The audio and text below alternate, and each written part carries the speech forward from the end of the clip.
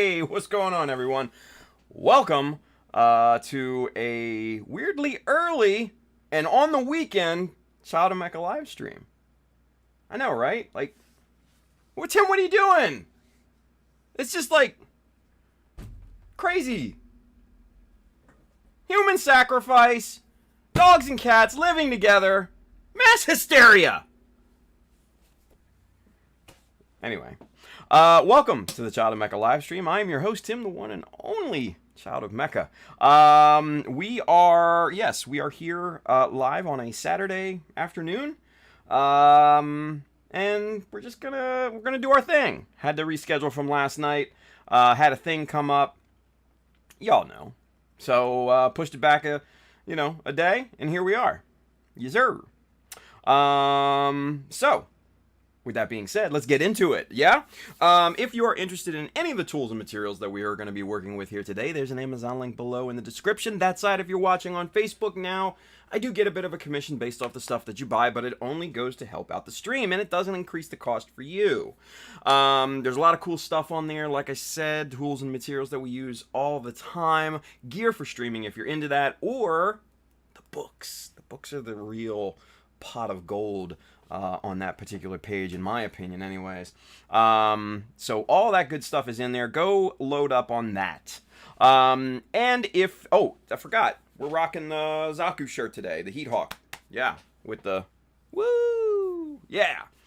So if you want to pick up one of these awesome Zaku shirts, man, go hit up www.childofmecha.com. Hit the store button up at the top. You will find this shirt and many more, such as... the Ace Pilot series, the Mecha Decal insignia line, all that good stuff.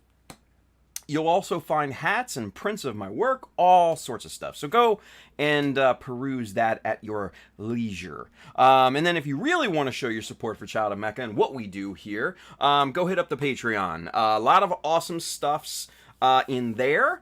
A lot of cool things that we do every month, giveaways, hangouts, all that fun stuff. And then obviously a lot more pictures and explanations and breakdowns that don't hit the normal social media and stuff.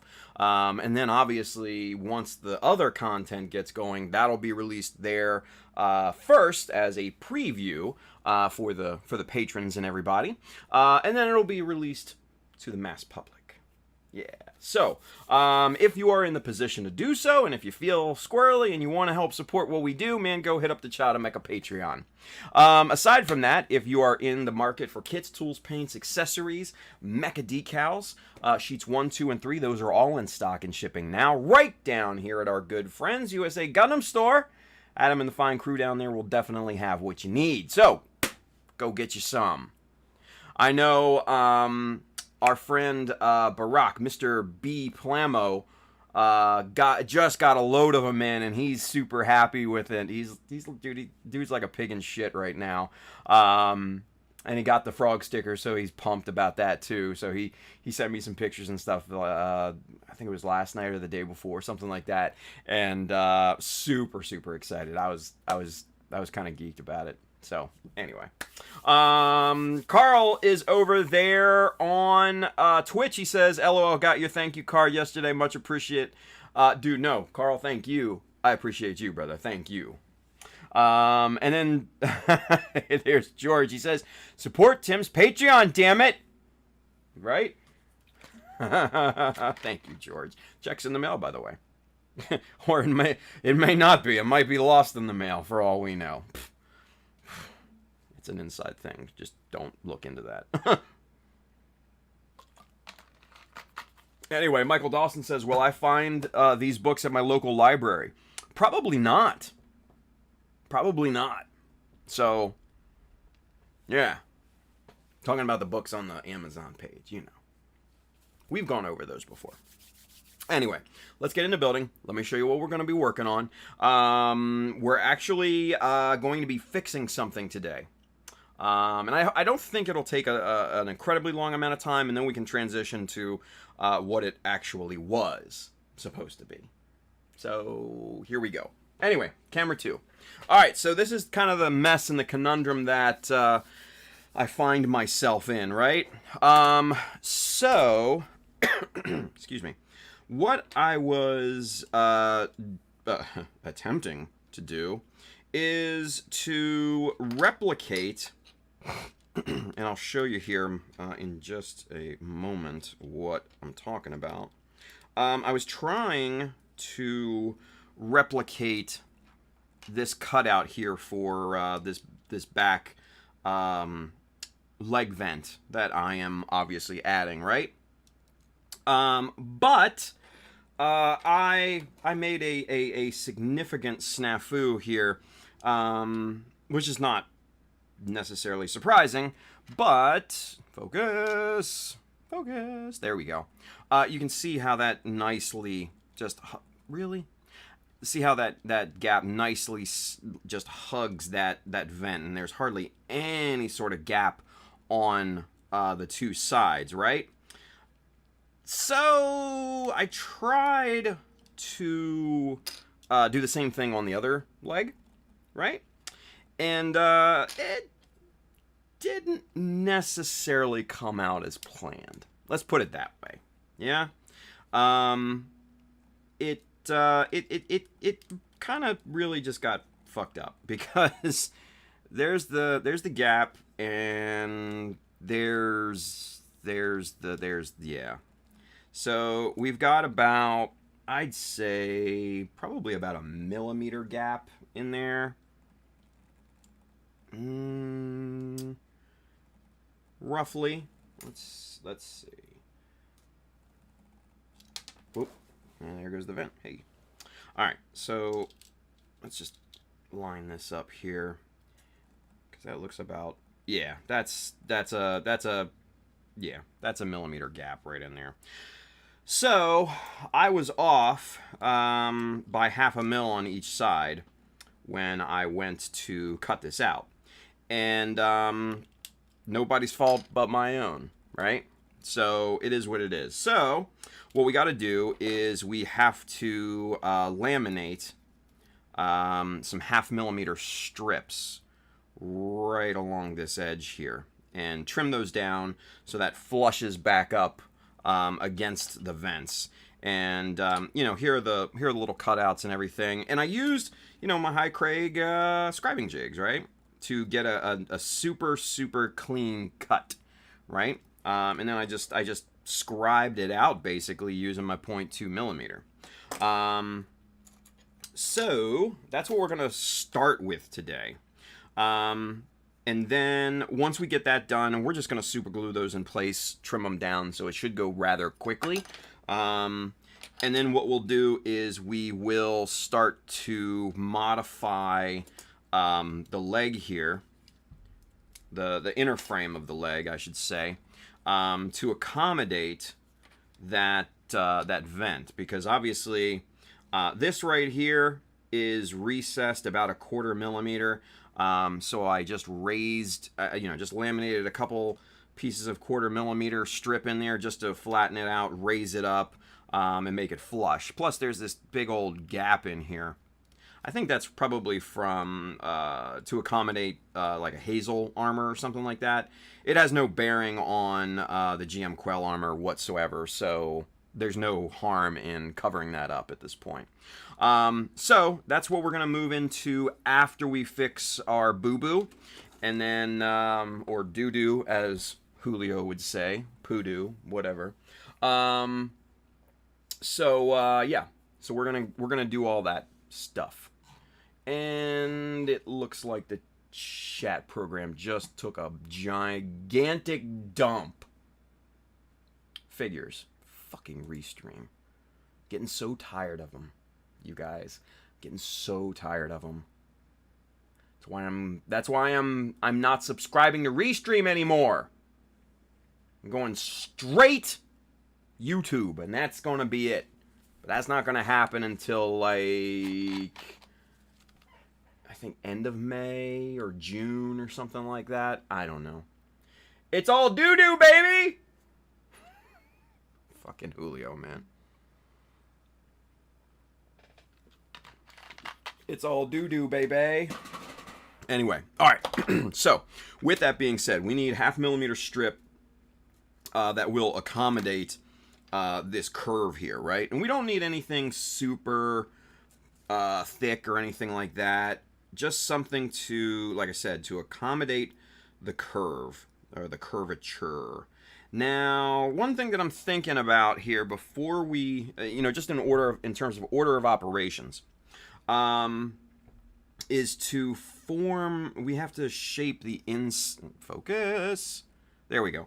We have to shave down this little edge here so that the vent can fit, right? So you can see here the differences between these two. This little C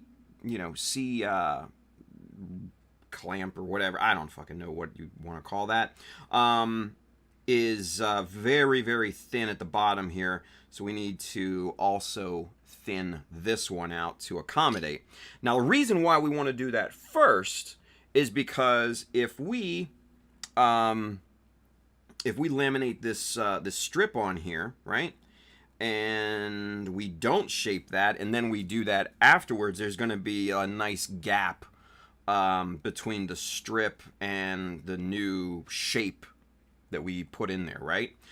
So, in terms of order of operations, to make it as flush and as seamless as possible, we need to basically just trim this down first, and then go with that. Oh, look at this. Okay, so that's why it crapped out on me. No, what the...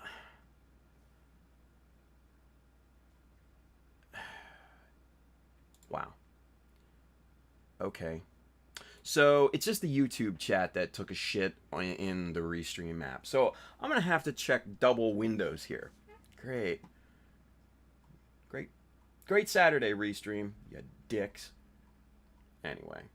Let's see. George wants to know, Tim, is today's standard session... Is today's... Bleh, I can't even talk. Is today's session standard 2-hour length? Yes, George, it is. It absolutely is. No shortchanging. Brandon says, will you be doing the baby powder trick on the back of those fixes to kind of gusset that joint? No baby powder stuff. No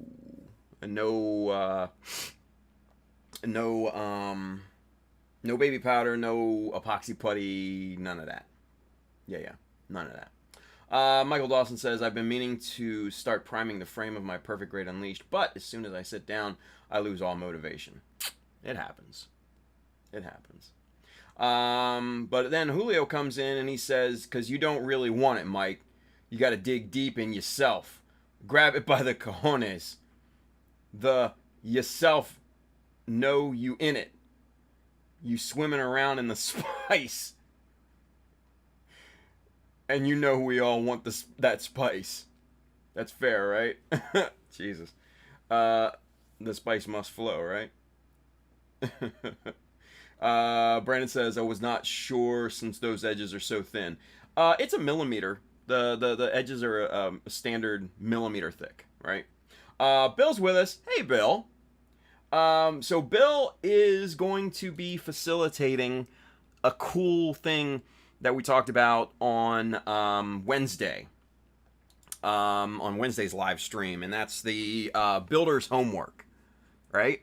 So it's going to be a Mecha Army thing. He's going to post it in the Mecha Army Facebook page and on Instagram, and whoever wants to take part can take part.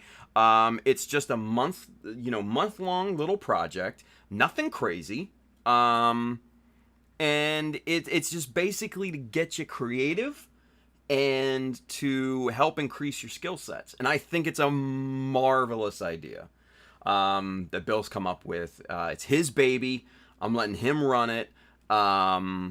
Obviously, he has my 100% blessing and buy-in at this point, and I can't wait to see what kind of stuff people can do with this. So I'm not going to steal his thunder in terms of talking about details. I'm going to let him do that. But get hyped, people. Get hyped, because this is going to be fun. This is going to be just, not necessarily a build-off or a group build or anything like that. It's just going to be skill building. That's it. Skill building. Think of it like homework, right? And it's just going to get you creative. I think it's going to be an awesome thing. A really, really awesome thing. Yeah, and Bill says I have 8 planned, so that we'll get it through the end of the year. Look at that. This man is a prince, you guys. This man is a prince. So yeah, so 1 a month, and it's just going to be a kind of a tiny project that you can just get creative with. Yeah, it's going to be awesome. I know it. It's going to be awesome. So, get hype, and look forward to Bill's post. I'll be hyping it up, obviously, and resharing it and everything. But if you're not a member of the Mecha Army Facebook group, go join. All right. So, with that being said, let's get to forming. Let's get to trimming. Let's get to fixing, and let's get to building. Yeah. Wow, that was just off the top of the dome. I didn't even pre-plan that at all. That was kind of smooth. Just saying. It's kind of smooth. All right. So, let's get this stuff out of the way, the meaningless stuff. Now, I guess the important thing is to know which ones that we're fixing here, because actually it's the ones that are not trimmed down. Yeah. So this one's the fixed one. Yes. And then this one is the fixed one, and let's put these back on the leg so we don't muck about and make a big mistake. Yeah. There we go. Those are the ones with the perfect fit. All right, cool. So we'll need this so that we can measure appropriately, right? All right, but first things first, we got to get these trimmed down. Now we actually need these. So what I think I'm gonna do is mark these. Shoot. All right, so let's see. Where's my permanent marker? Where'd it get off to? Shoot. Here it is. I see it. Here we go. All right. So, these two are the fixed ones, right? So we're just going to do a little mark in there so we know we can keep track of who's who, and that'll actually come in handy when we go to part these out for priming and painting and all that good stuff too, so we can keep track of which is which, right? So, all right. With that being said, let's see here.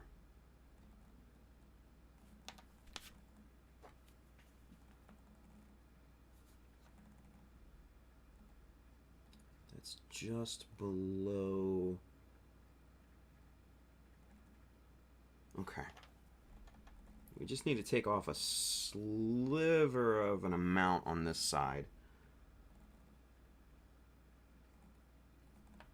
Nothing crazy.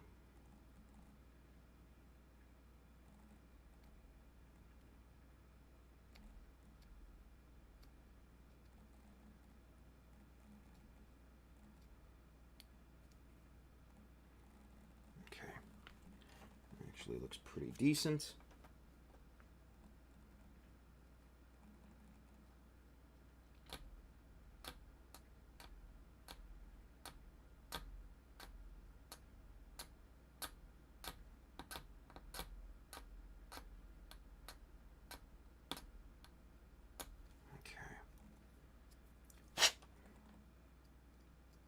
Okay, that looks pretty good to start with. We can kind of finagle that here if we need to in a little bit when we go to fit the vent and everything.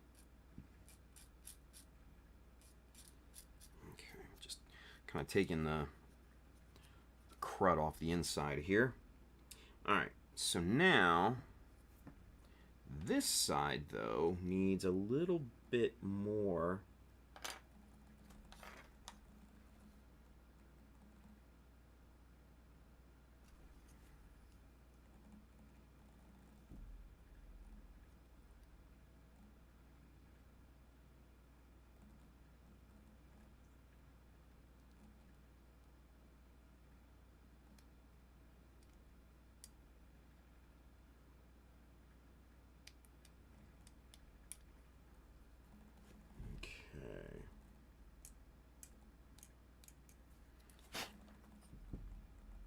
right, that's getting there.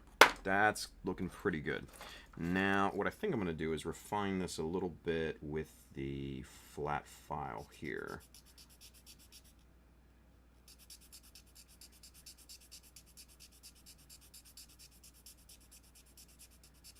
And I'm trying my best not to let the file touch the inside here, right? Because I don't want there to be kind of a rounded off gap in the corner here, because that just wouldn't look very good. And honestly, we'll just have to fix that along with everything else, right? Okay, that's pretty good. Let's see what that looks like in comparison.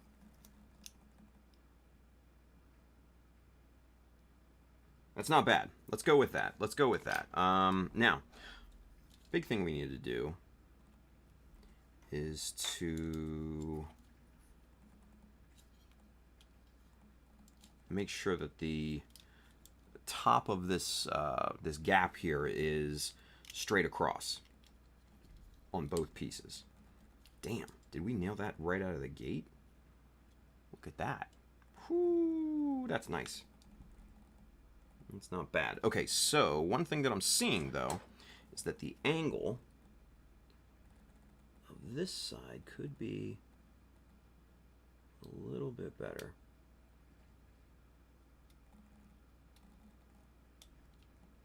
And we're not altering the outer facing edge here, right? What I'm doing is trying to bevel the inner edge so that we can accommodate the vent a little bit more, right? That's what we're trying to do.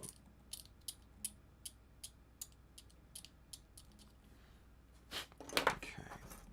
And where is my flat file? Here it is. Okay.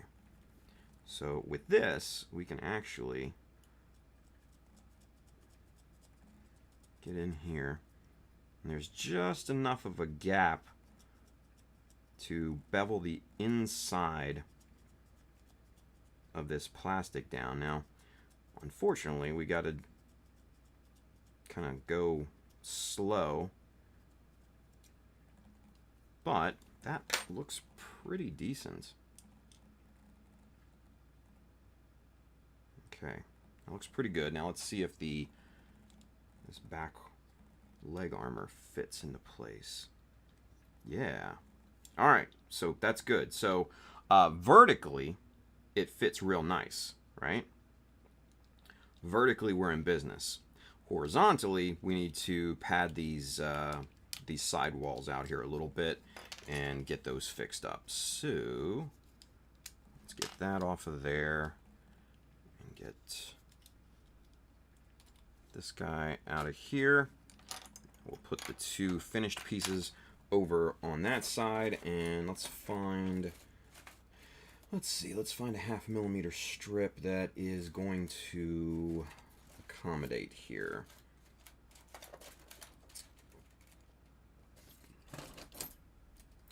Because I had a 2 millimeter. And I don't think that's going to be wide enough. Here we go. Here, I think this is a 3.2. Probably. Let's see. Will that be enough? Yes. That will be plenty. Cool. Alright. So, what we'll do is we will slightly angle the cut here so that we can fit that nice and flush in there. And actually what we're going to do, we are going to make sure that this corner is super square, or as square as we possibly can get it, right?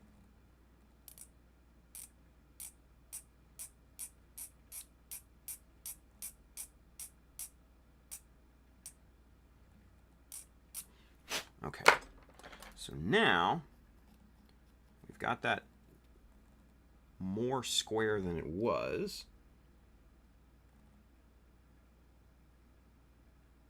And that looks pretty decent. I think we're going to alter this, the angle of this cut, just make it just a little less dramatic.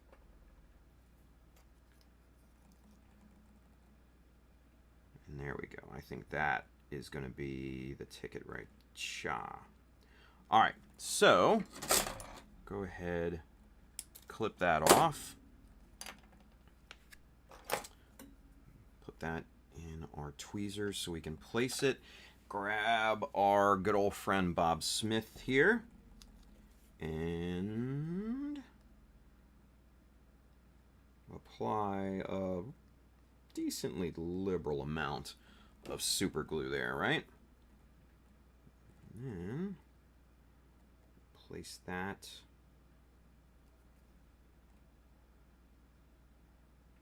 ooh, ooh, ooh, ooh, ooh.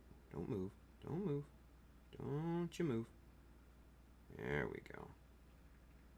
That looks good. All right. So to speed up the process, a little insta-set action right there. And then also on the inside. Just to help that cure a little bit quicker. We're going to put that off to the side to let that cook and marinate, right? Oh, man. Let's get caught up with the chat just real quick, yeah? Let's see. George says, off to take care of family stuff. Catch y'all later. George, you're probably already gone, but take care, buddy. Let's see. Bill says, Thruster Bell thing is actually this month's. Yes, sir. He says, I will be posting it this weekend. Woo! There we go. He says, I'll be posting it on the Mecha Army Facebook page as well as on my Instagram. There you go. Let's see. Brandon's out. To a bachelor party. Take me with you, Brandon. Come on, man. I'm a bachelor. Let's go. Sam L. Saturday stream. What? Yeah, dude. Welcome. I had to cancel yesterday's, or technically postpone it because a thing came up, and yeah, we just rescheduled it to today. We're having fun with it, right? Scuffle says, bruh, it's the middle of the day on a Saturday. I already have a hard time remembering what day of the week it is, right? And Bill says, since everyone is wanting the details and ready to get started, let me go and put together the posts for this month's exercise. Oh, look at this guy. Kevin Brandon's with us over there on YouTube. He says, Saturday stream got me out of some honeydews on my hold home of 3 months in Texas. Hey, man, whatever I can do, Calvin. Colin's with us over there on YouTube. He says, what's up, Tim? What's still going on, Colin? Good to see you. Mr. Hi, Craig. Let's see. Josh, Mr. Viper, he's over there on Twitch. He says, nailed it. And Mr. Don's Wergo's over there as well. And, yeah, hey, Josh just gave us the Kanye peppers. Nice. The Kanye peppers. If y'all don't know what the Kanye peppers is, I'm sorry, but you're just going to have to watch Gunpla in Miami's streams. Because I'm not going to explain that one. No, sir. I'm going to let him explain that one. Or maybe Carl. Mr. Goalie Zero. Alright. That corner was already pretty square, so we're looking good there. Alright, and then just kind of get this in here. Just about like that. Good. And we'll get a little clippy. Put that over in the pile of styrene. And then let's get this get some glue on this thing. Come on. Bloop. There we go. Alright. And a little gluey. Little placey. Come on. Get in there. Come on. Who's your daddy?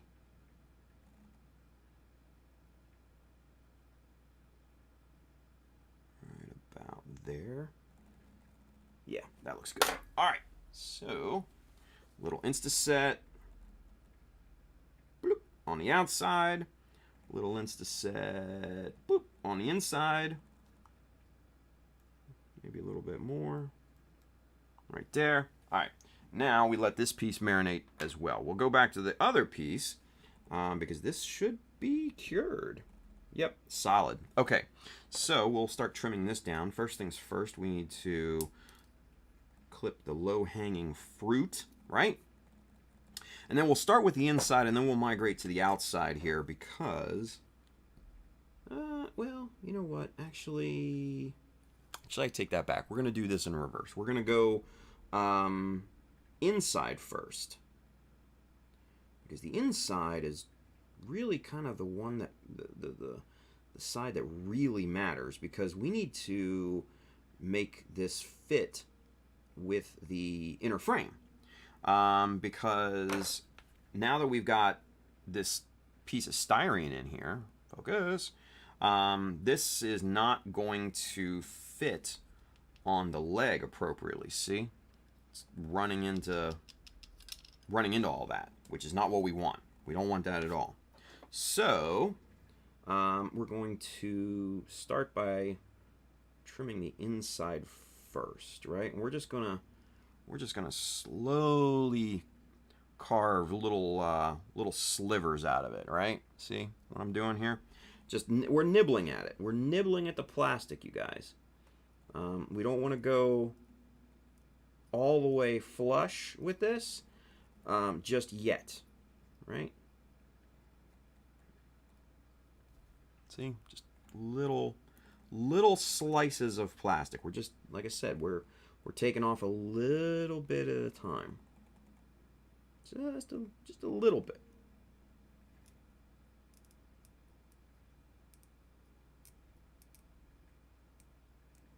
Now, I don't think we need to trim this down completely. Let's see. I think there's enough wiggle room. Yeah, see, there's enough wiggle room where we can leave it like that, right? Hell, we probably could have left it, well, I don't know. Does it fit over that one little, yeah, see right there, that's this part right here is where we're running into the biggest dilemma, right? But that clears. That clears perfectly fine. So we're good leaving the inside like that. That's perfectly fine because nobody's going to see that anyways, right? Nobody's going to see that. So now we need to trim the outside, and this is where we need to really kind of trim it flush because we want this to we want this to completely blend in, right? So again, we're just gonna start by taking off little slivers of plastic, nothing crazy. Oop, there we go. Nothing wild, right? Just trimming this down ever so gingerly.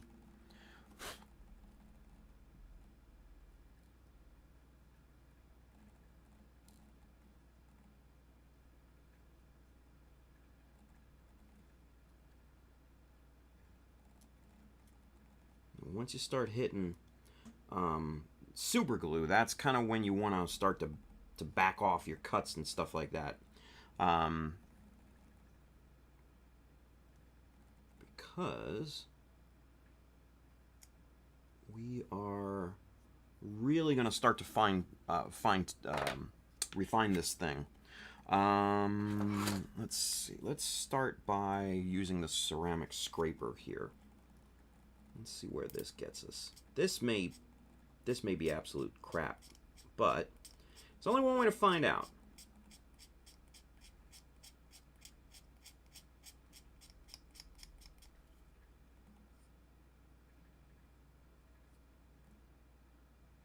Okay, not too bad yet. Not too bad so far.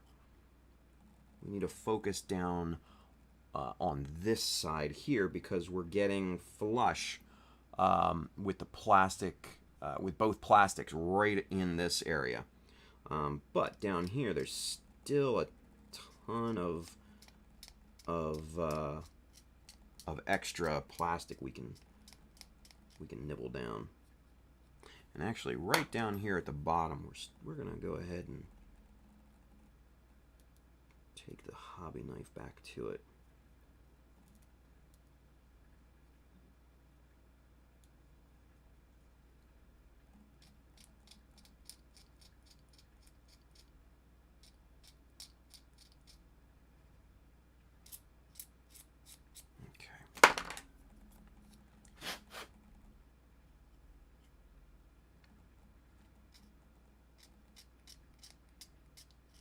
Now I'm trying it this way just to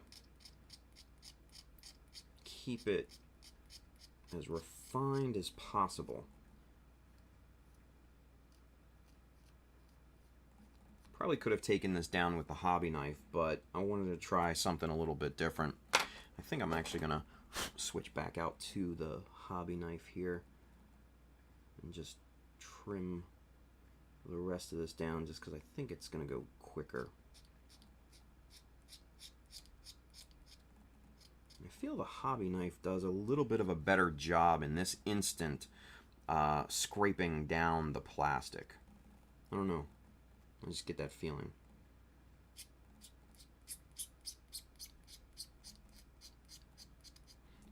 Okay.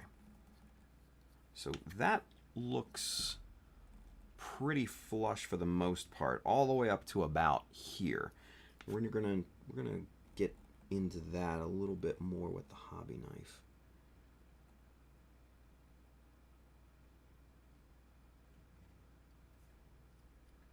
So there's more of a separation there that we need to address.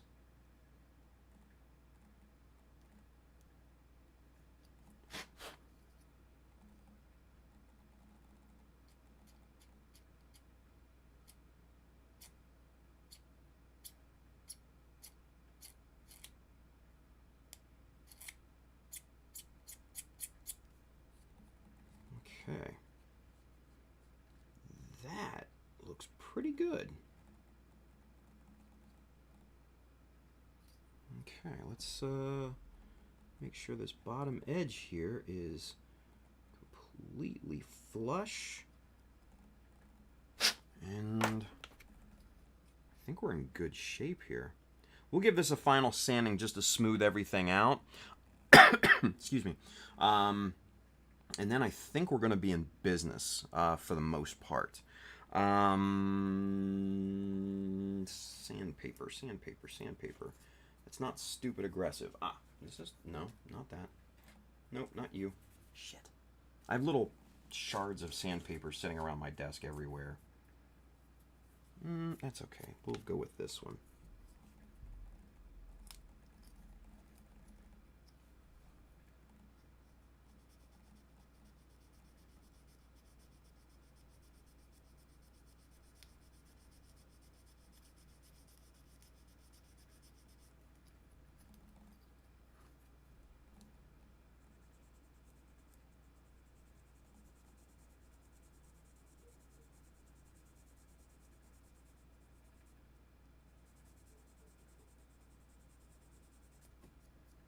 Okay. That looks pretty smooth. Yeah. Alright, so this flat surface here we marred up a little bit, so we're just gonna take the file to this. Get that nice and smoothed out here. There's a curve to it. It's not exactly flat, so it's kind of the only downside to it. Here's a bit of a finer sandpaper here. This will be good for really feathering this edge and smoothing everything out.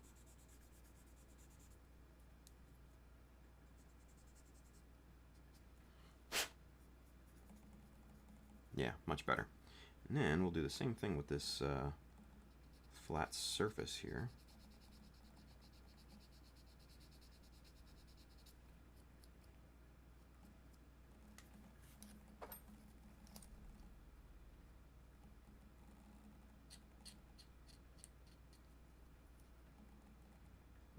little bit of super glue on this surface.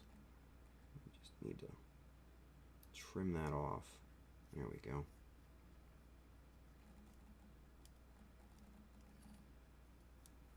Make sure that's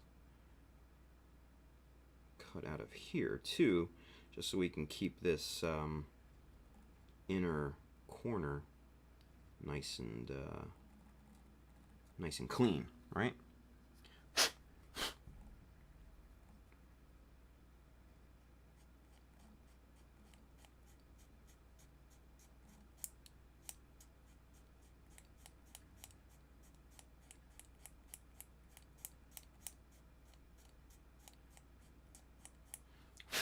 Okay.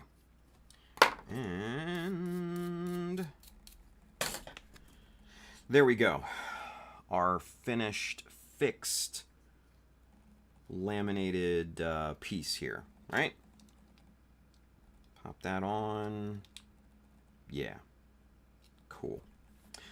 So the main thing here is that, yeah. See, look at how nice and tight that is. And that's just over the line, and that's just over the line. See, the other reason why I needed these surfaces to be flush in here is because the vent that I'm using when it's cut down is slightly wider than the styrene strips here. So it actually goes out a little bit onto the gray part, right? And this part of the inner frame here is actually raised. Here, I'll show you on the stock one here. So this surface in here is recessed. This surface here and this surface here are raised. So if I was to try and glue this into place, there would be this 1/4 millimeter gap that runs the length of this area here, and the thing just wouldn't adhere. There's no way. There's no way. Let's see. Let's scroll back up. Don Zwergo, he's got a question for us over there. We have a question. He says, what is the plus on a ceramic scraper? So a ceramic scraper does usually a much smoother job when scraping down a piece of plastic, right? So no, that's crap. Okay, so here's a nice hard edge on the plastic here, right? The ceramic scraper does a really nice clean job and a consistent job when trying to smooth out a surface, when you're trying to, bevel a corner, all that, right? So that hard corner is now nice and beveled, right? And you can see the plastic shavings that we got off that thing, right? Just all of that. And you can see it on the desk and everywhere. But when smoothing out a surface too, say, I don't know, say for instance, I wanted to, smooth out the surface of one of Colin's scribing jigs here, right? All I'd have to do is take this and scrape the entire surface down, right? And you can see some high points, and let's see if we can actually get the highlights in this. No, shit, you can't. Maybe right there. See, there's a line right down here. It's a little darker. You might be able to see that on screen. You might not be able to, but that's the low point, right? And it's just part of the 3D printing process. It's not a big deal, and it doesn't affect the functioning of the scribing jig, because this is the outside and it doesn't matter, and what you're really wanting is this edge here, which is completely true and clean. But if you wanted to scrape down a surface or something like that, that's really, really handy. So here's the weapon. Come on, focus. There we go. So if you guys remember, I cut the buttstock off and took out probably a good, I don't know, ½ inch of material here, right? And this is the that break point is that actually the cut point. And you can see how that surface is nice and smooth there on both sides. And the way that I was able to do that is with the ceramic scraper. I smoothed everything out and just scraped it down to nothing, which is actually, you know, really handy. So that's a huge plus for a ceramic scraper. Yes, sir. Yes, sir. Let's see. Oh yeah, Josh, Mr. Viper over there. Another contest just started today. Don't know if it's international, but the GBA, the Gunpla Builders Association, announced their, I guess, team contest today. Basically, it's a squad contest. And it could be fictional, or it could be one of the, you know, real squads. Huh. Yeah. So go check that out over there with the Gunpla Builders Association. Yeah. Squad of 3 mechs. It can, from what I read it quickly, it could be one person making 3 mechs, or 2 people, or 3 people, or whatever. I don't know that for certain. I read it quickly. I just skimmed it. Correct me if I'm wrong, which I probably am. Anyway, it looks like a fun time. I mean, I almost have a GM Quel done. Could be interesting. I don't know. I have to read the rules. Anyway, let's see here. CML says, well, that's fine with me. Just came in from mowing the lawn and noticed it. Yeah. Dude, what do you think I was doing beforehand? I was mowing my lawn. Had to get it to the dump and everything like that, and they were backed up, so that's why I had to push it back 30 minutes. So, what are you going to do? John Lynn's with us. He says, wait, this isn't normal. Hi, Tim. Frog Gang Gang. Yeah, because, like I said, we had to reschedule last night's stream. That's why. Tim the Bob Ross of Gunpla. I try. I don't have the fro. Julio says, John Lynn, the testiclin of Gunpla. Nice. Gunpla Miami. There's Mr. Chris. He says, it's Coolio, my friend, who is losing to Viper with me. Hey. Julio, the trash man of Gunpla. Ooh. He says, I take out the trash, you eat it. Wow. Harsh. Yeah, Sparion over here on YouTube, he says 1 to 3 people may form a team. 3 kit minimum. Yes. I thought that's what I read. Yeah. So, cool. Yeah, so guys, get in on it if you want to. Gunpla Builders Association. It seems like a fun time. So, I don't know. I might get in on it. Who knows? Now, of course, I'm not building 3 units. There's no... That's not happening. So, yeah, who knows? Anyway, all right. So, with that being said, let's get back to this. Yeah. All right. So that's looking good there. 0.5 millimeter. Bada boom, bada bing. Looking good. We need to. Where'd the other one go? Here it is. All right. So we need to do the same thing with this one. And real quick, let's trim that off. We're just gonna kind of trim off the excess with the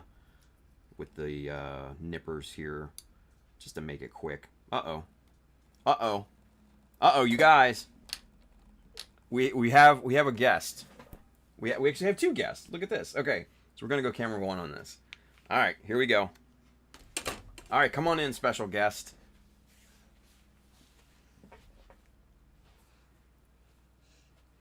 The Wild Amber and our cat Wasabi. You good? You oh, hi. Yeah, anyway. What's up? I finished my book. Oh, you finished it? Yes. Okay. All right, you can watch TV. Thank you. Has MK called you back? No. No? All right. All right, go have fun. Thank Go watch you. TV. Yeah.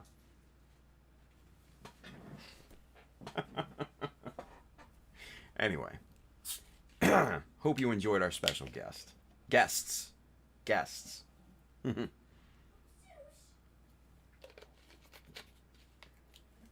What, did she come down? Yeah. Well, bring her in here too. Okay. We're going to have another special guest.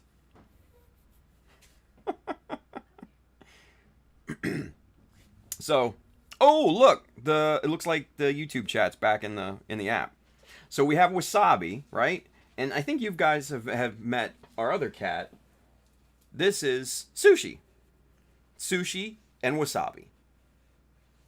Who named them? Me. Yeah, Sushi and Wasabi, you guys. She's the sweet one, right? You're the sweet one. Yes, you are. And you love it down here, even though you're not allowed to come down. Yeah. You're the sweet one. Wasabi's the hellion. Properly named, I might add. So, anyway. All right, take her upstairs. Go watch TV. Have fun. Thank you. Good stuff. Anyway. Let's see. Real quick. Let's see. Christian Montalvo over there on YouTube. What's up, Christian? He says, Wasabi, that name is epic. Does he have green eyes? She.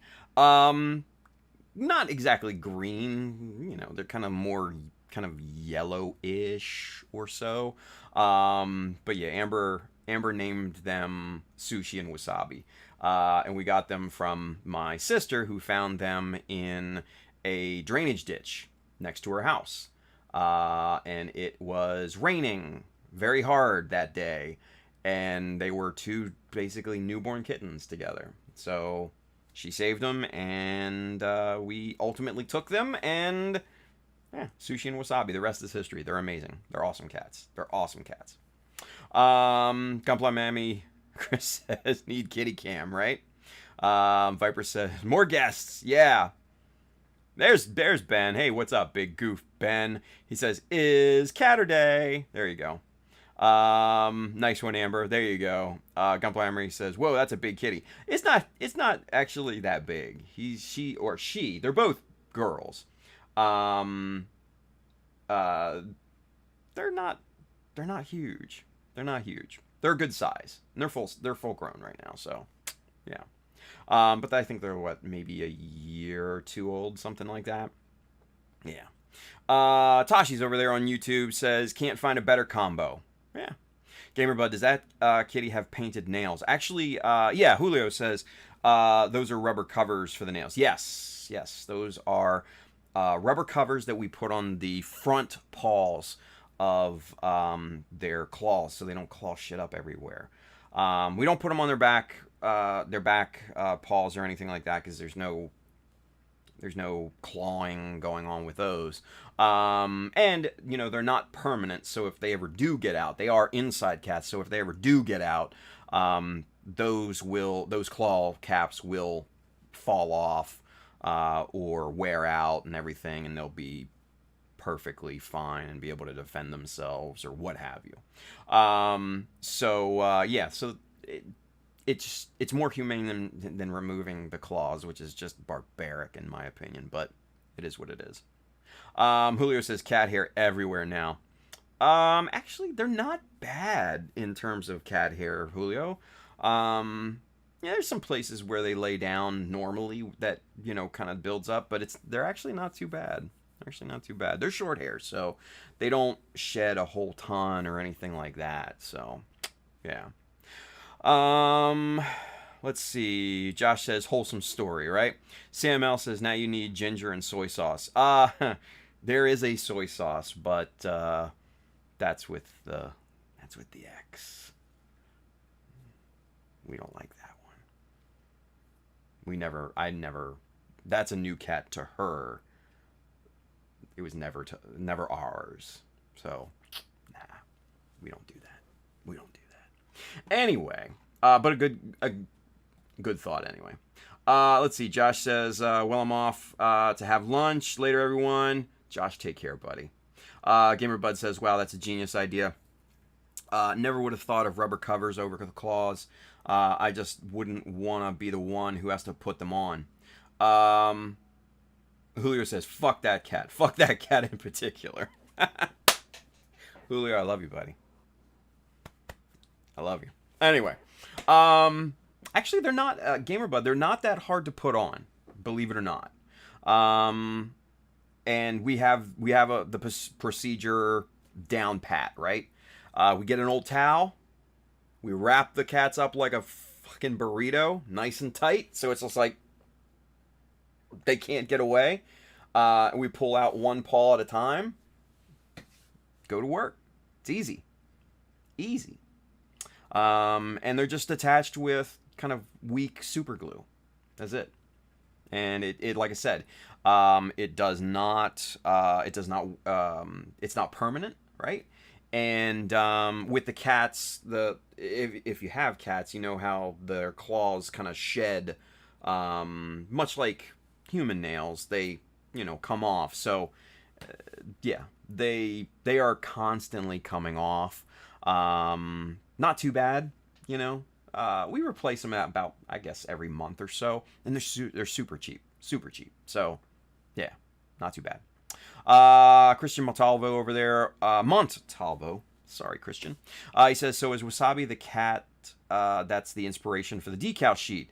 In a roundabout way, kinda. I wanted a black cat. I just thought it would be cool. Yeah. Seth Builds, he's over there on Twitch. He says, dang, this is early. What up, Timmy? What's up, Seth? Yeah, we canceled last night, so we rescheduled it to today. Yeah. Peter Falford's over there on YouTube. He's got a question. We have a question. He wants to know, do siphon feed airbrushes require more air pressure than gravity feeds? He says, my Badger 155 seems to be pushing less air through the nozzle at the same PSI as my gravity. Actually, yes, they do require slightly more PSI because they don't have the God,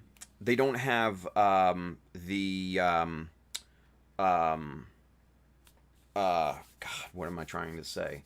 They don't have the advantage of having gravity push the paint into the airstream. It has to siphon that paint through the tube. So you do need slightly higher PSI with a siphon feed. I usually shoot at around, I guess, between 16 and 18 PSI.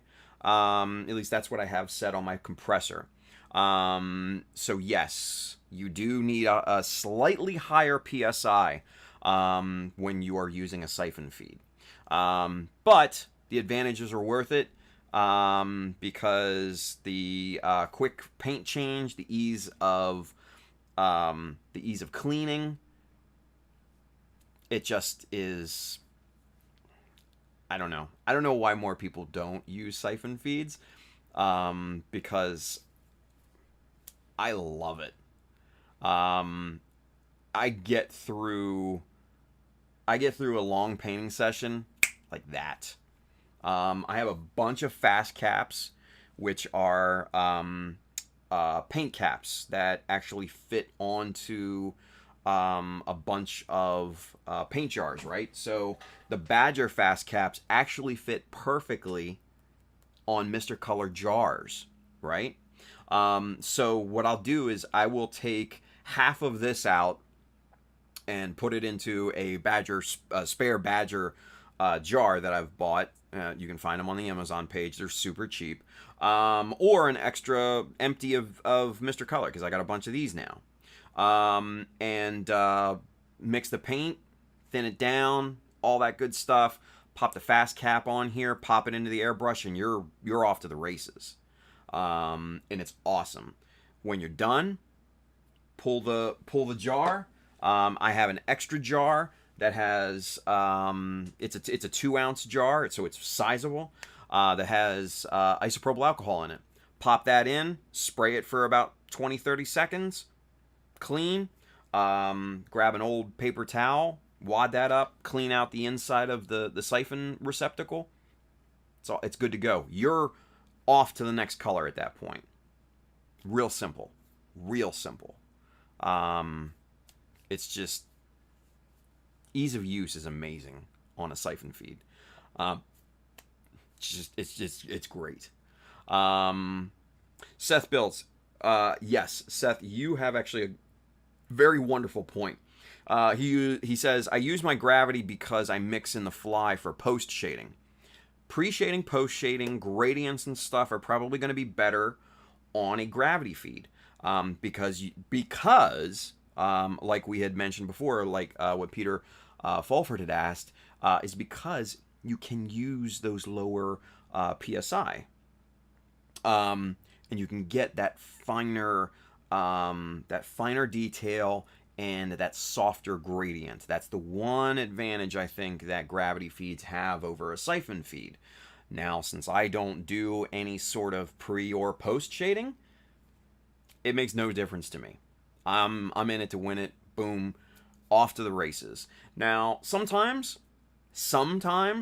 rare, but sometimes I will use my my little Neo here, my little gravity feed Neo, for subtle gradients or something like that, all that. So, for me, in the way that I paint, in my style, and my workflow, siphon feed is just a no-brainer. Absolutely no-brainer. So if you are painting solid colors, get yourself a siphon feed. Do yourself a favor. It just works better. You have a quicker turnaround time, especially if you're using solvent-based paints, lacquers, and stuff like that. Mr. Color, SMS, Anchoret, Moto, Gaia Notes, all of those that are solvent based. If you're doing solid colors and you're not doing post shading or pre shading, get a siphon feed. You're gonna thank me later. Trust me on this. 20 years of experience, you guys. Just saying. Anyway, let's see. Oh, Bill says he posted the exercise. Woo! Yes, sir. Thank you, Bill. We will hype that up after today's show. Yes, we will. Seth Bill says siphon feed is a lot easier to maintain. True. Bill says post is on my Instagram and Mecha Army Facebook page and includes a hashtag that's important to use with these. Good deal. Goalie Zero, Mr. Carl's over there on Twitch. He says siphon is great for laying down primer for me. Yeah, exactly. If you're using primer, well, obviously you should be using primer. But if you're just painting solid colors, siphon feed's the way to go. 100%. Ben over there on YouTube, Big Goof, siphon feed allows for a much larger volume of paint for airbrushes. Absolutely. Seth Build says, facts, bulk painting. Exactly. Don Zwergo over there says, in terms of easy cleaning, nothing beats Harder and Steenbeck airbrushes. The nozzles are way easier to clean than those tiny nozzles from common US or Japan brands. I mean, if you got the money for a Harder Steenbeck there, Don. Now, mind you, I know I believe they're a German company, and I know you're from Germany, so you probably have an in-country discount. You get them super, well, less expensive than we do, right? But for importation and stuff like that, the markup is sizable. Yeah, well, I don't have import taxes. There you go. There you go, man. So no, I mean, and we probably wouldn't pay import taxes here in the U.S. on something like that, because it's an artist tool, but still, the markup is sizable for companies that import and stuff like that. So it's just one of those things. And the other important thing to keep in mind is the availability of spare parts, right? Iwata here in the States is very common, and you can find parts almost anywhere, especially needles and nozzles. Those are the two that are actually going to give out before everything else. I replaced mine once or twice over its lifetime, and it's almost 20 years old at this point. So, yeah. Let's see. Christian Montalvo, he says, would you recommend that Neo airbrush for someone who is looking to buy their first airbrush? Absolutely, yes. Yes, I would 100%. Because this is an inexpensive airbrush, number one. It's about $50 US.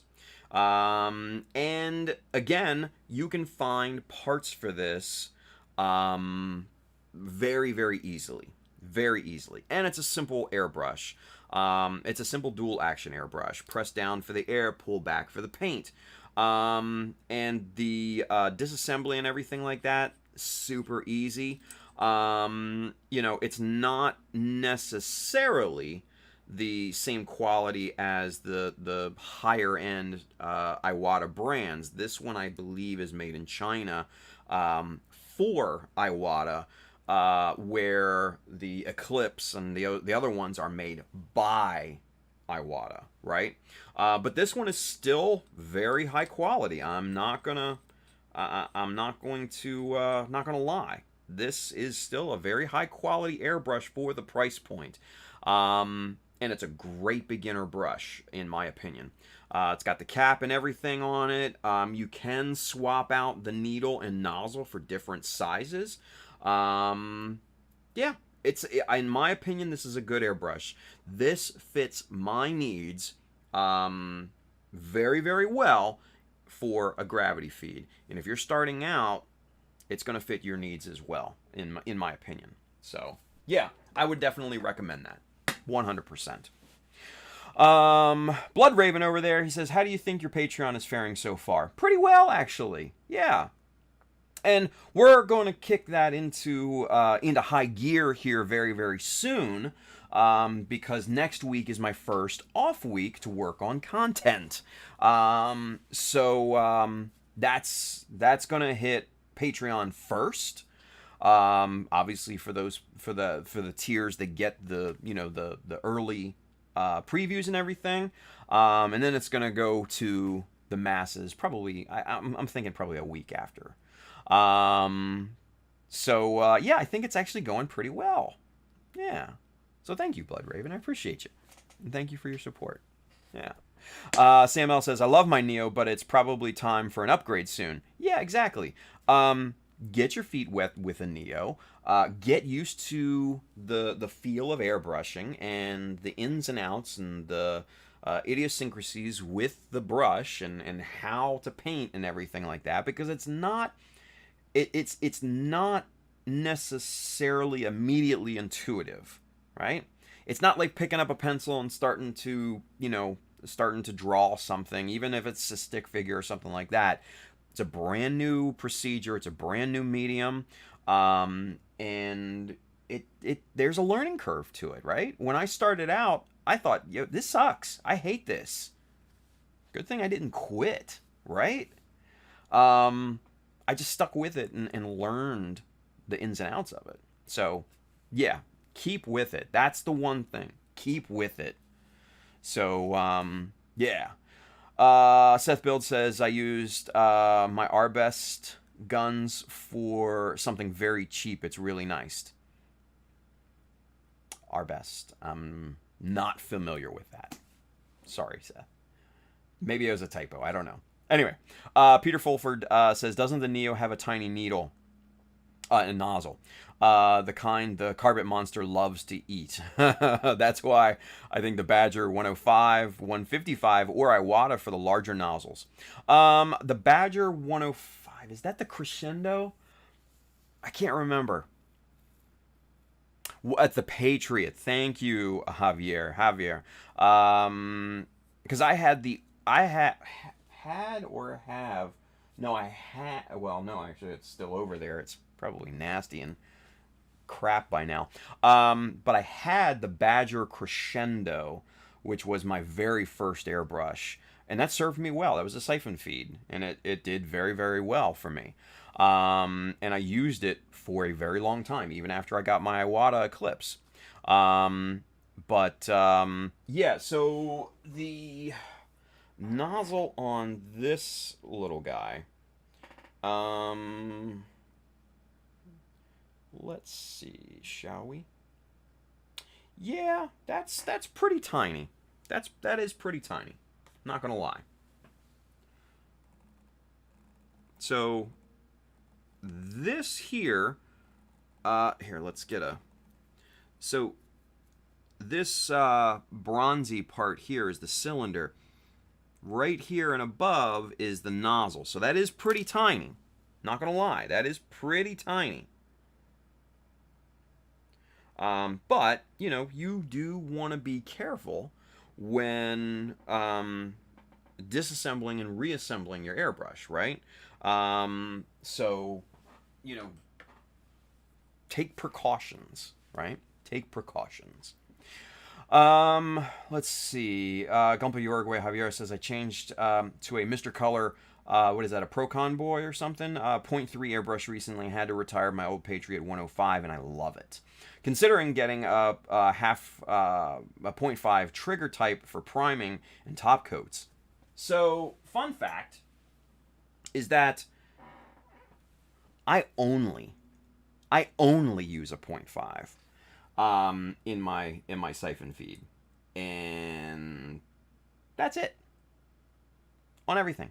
I only use a .5 because I don't need a .3 because I'm just doing solid colors. I'm laying down solid colors and that's it. I don't do pre-shading. I don't do post-shading. I don't do gradients with this brush, right? And I tape everything. I mask everything.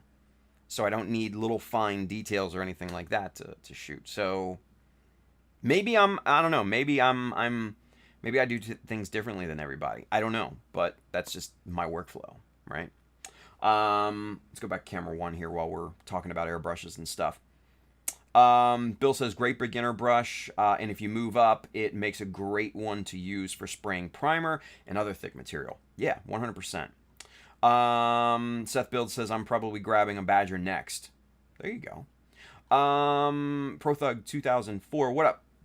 He says, any tips for airbrushing white paint? Dude, that's, okay. The color white is the most challenging color of any in the spectrum to paint, especially Tamiya.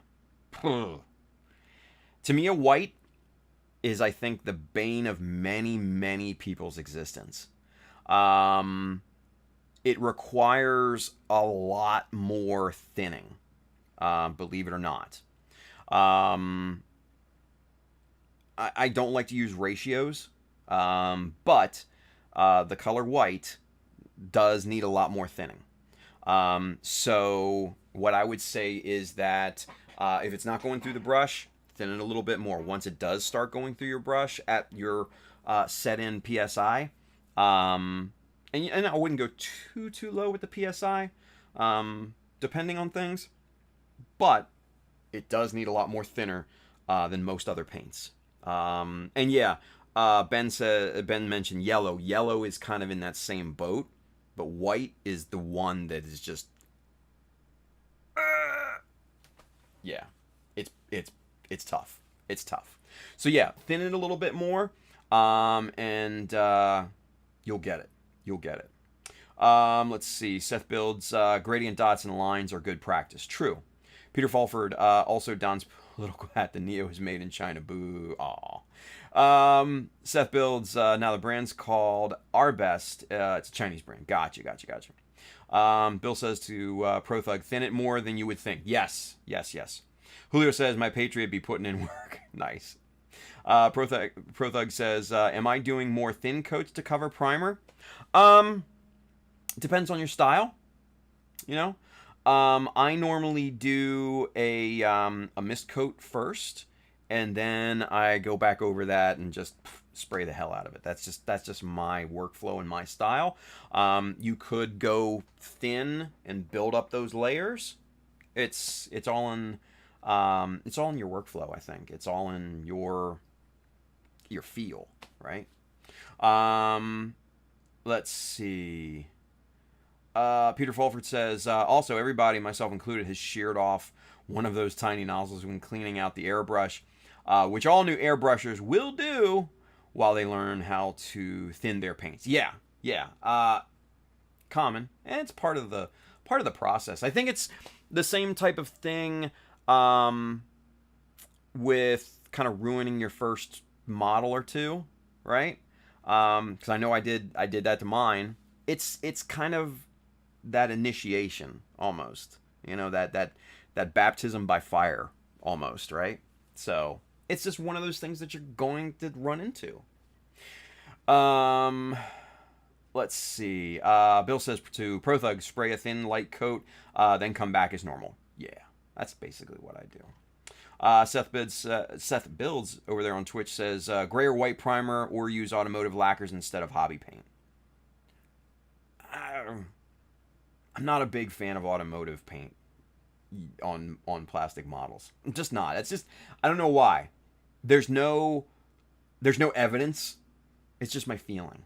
It's just my gut feeling. Just because I've had so much success with Mr. Color and other hobby paints and primers, I'm almost like, if it ain't broke, don't fix it. You know what I mean? Yeah, and Seth, exactly, to each their own. Right. No, it 100%. And I'm not saying doing that is wrong. I'm just saying I'm personally not comfortable with it. That's all. That's literally it. So, it's just another way, right? There are many ways in this hobby. It's just another way. Let's see. Ben says white and yellow can go get fucked when it comes to airbrushing. Right? I agree. Let's see. 1 to 165 works great for Mr. Hobby. That's from Seth. Kenneth over here on YouTube, white, yellow, and orange are the hardest to get evenly painted.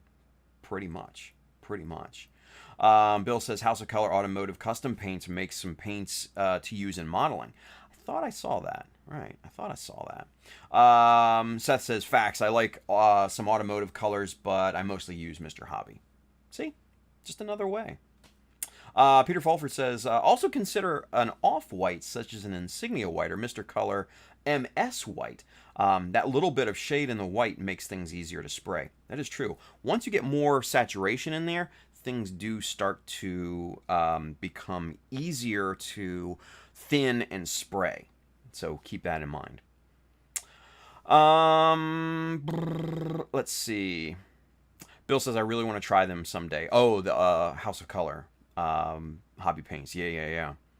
Let's see. Gunpla Miami. Chris says to Kenneth, Gaia Notes has a blue, pink, and yellow primer I want to try. I know, I saw those, and those look pretty cool. I'm not going to lie. Mikkel's with us. He says, oh shit, I finally caught up to one of your live streams. What's on the bench today? Dude, we were working on the GM Quel still, but we were talking about airbrushes and paints and stuff like that right now, so that's why it's camera 1 right now. We're almost done. Ben says automotive, you can have to be a little careful they don't melt your kit. The etchants they add for better adhesion can be a little too hot for styrene. Fair. ProThug says, I did a goof in gold and white.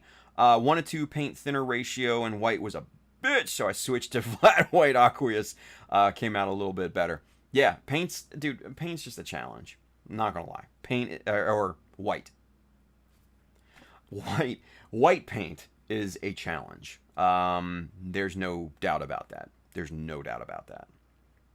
Even in the best paints, Mr. Color, Gaia, Anchorette, SMS, all of it.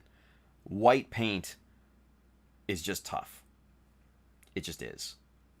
I honestly just think it's the lack of the pigment and stuff like that. I don't know. I could be wrong, but it's just what my gut's telling me. Anyway, Bill says House of Color also makes their own primer for model painting. Interesting. Kenneth says to Gumball Miami, those are great choice of primer bases for bright colors. Yeah. Seth Build says I'd love to use that blue primer for some metals. That would be pretty nice. Mikkel says good shit with the paints. It's always a plus to have a selection on a model kit project. Exactly. Greg Blair's with us over there on YouTube. He says, hey, Tim, popping in while my customer is in the box signing paperwork. Hey, what's going on, Greg? Don Zwergo says, Tamiya White is great. It is once you get it thinned, right? Once you get it thinned, it's perfectly fine. And it's good, actually. But you got to get it thinned. So, let's see. Ben says to Bill, that would be fun to try out. House of Color was one of my faves for doing motorcycles. There you go. There you go. All right. So, with that being said, let's get back to work, you guys. Ooh, we have 30 minutes. Let's motor. Camera 2. Boom. All right. Let's jump back into this. And let's get this let's get this thing trimmed down and looking good, yeah? All right. So we nipped off the low-hanging fruit on the top side, but let's start to nibble down the inside here, yeah? Because we need to get this this plastic out of the way. So, oh crap! I just broke the tip off of my my blade. Oh well, it got stuck on the curve in here. Oh no, it's still there. Never mind.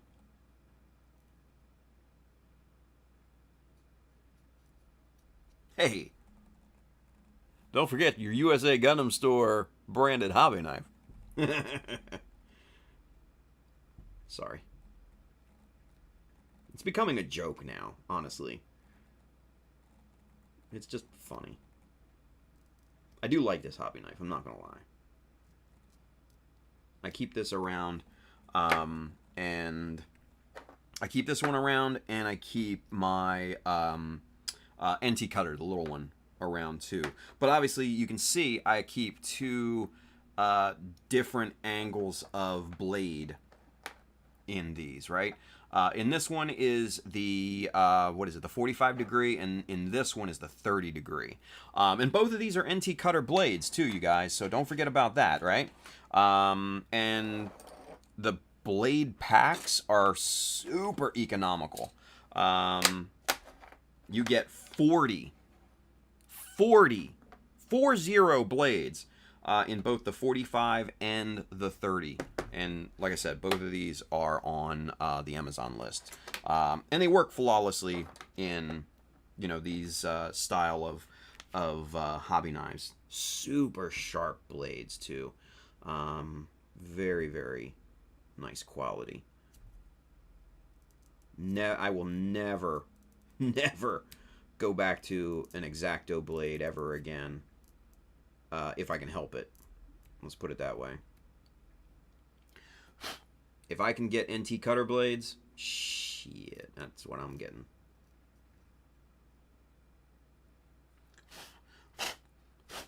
And believe it or not, the hobby knife, this style hobby knife is the same type as the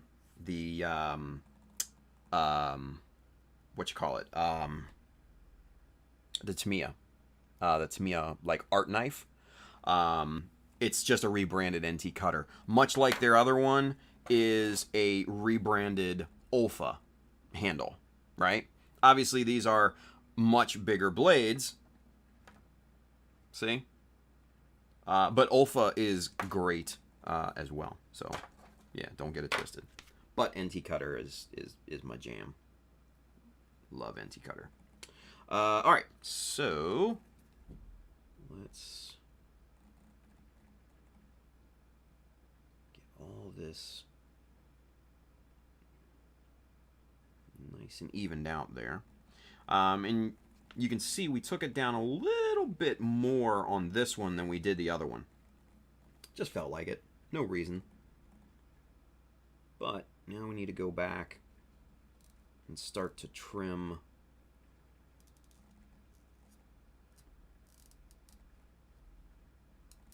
trim this plastic off. Now, for those of you coming in late that didn't see the how and the why, what we're doing here, I messed up on cutting out the gap here for our custom vent, right? I messed up big time. Let's see how flush that is. That's going to be very, very flush. Right there. Okay. That is actually a little too flush. I think we're going to have to bevel the inner angles and stuff for this to fit and sit properly in here. Because this is actually, you can see how it's tapered on the sides, right? So it's wider at the bottom. So if we go in here and I think if I take off a little bit more material on the inside and we taper and bevel the inside edge here, that'll give room for that expansion, you know, down on the piece. So I don't think it should be a problem. And if need be, we can just, you know, finesse the thickness of the plastic on the edges here. Not a big deal. Not a big deal. Anyway, all right. Let's get back to it here. Once we got this trimmed up, I'll try to get caught up with the chat. But right now, I want to focus on getting through this and hopefully refitting that vent.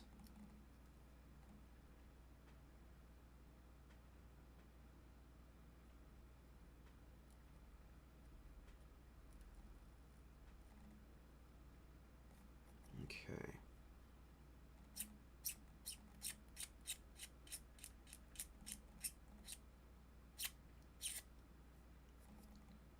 All right, not too bad, not too bad.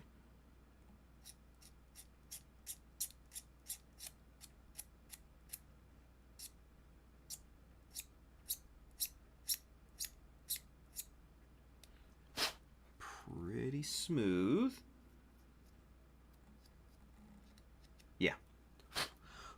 We're looking good. All right, so now just clean up the excess super glue that we have on the outside piece here, and then we should be in business. And we can start to finesse the fit of the vent.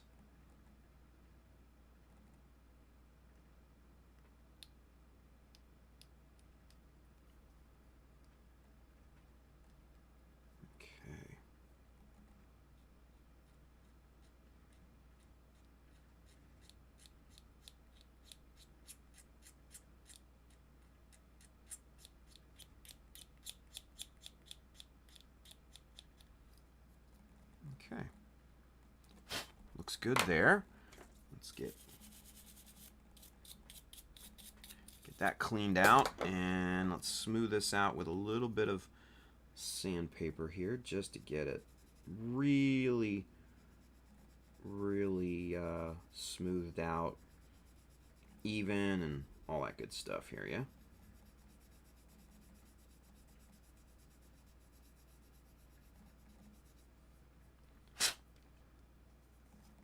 Nice. Nice. Nice and clean. Okay, so let's refit this now that everything's cleaned up. And let's see what we got here. Alright, so that's actually much better in terms of fit now that we've got this thing down a little bit more. But I'm thinking we got still about a 1/4 millimeter, maybe a third. Yeah, probably about a quarter millimeter we have to compensate for. Meaning we have to trim down something to be able to make this vent fit properly, right?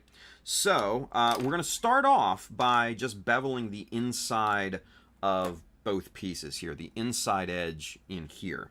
And hopefully, that gets us enough wiggle room to so we don't have to do anything, anything more extreme, right? So I'm just gonna trim off just a wee bit more plastic on the inside of the first piece that we did, right? Mainly because we didn't take as much off on this side as we did on this side. So, all right. With that being said, let's get to beveling this inside edge here. We're gonna bevel it a pretty good amount because, like I said, we want this to be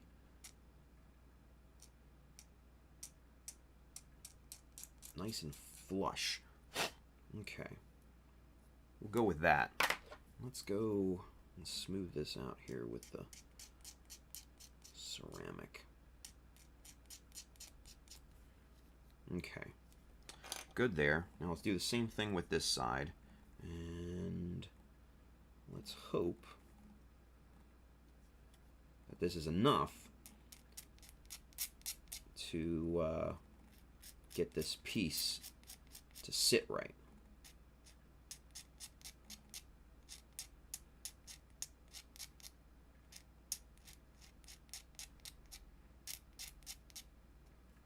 Okay.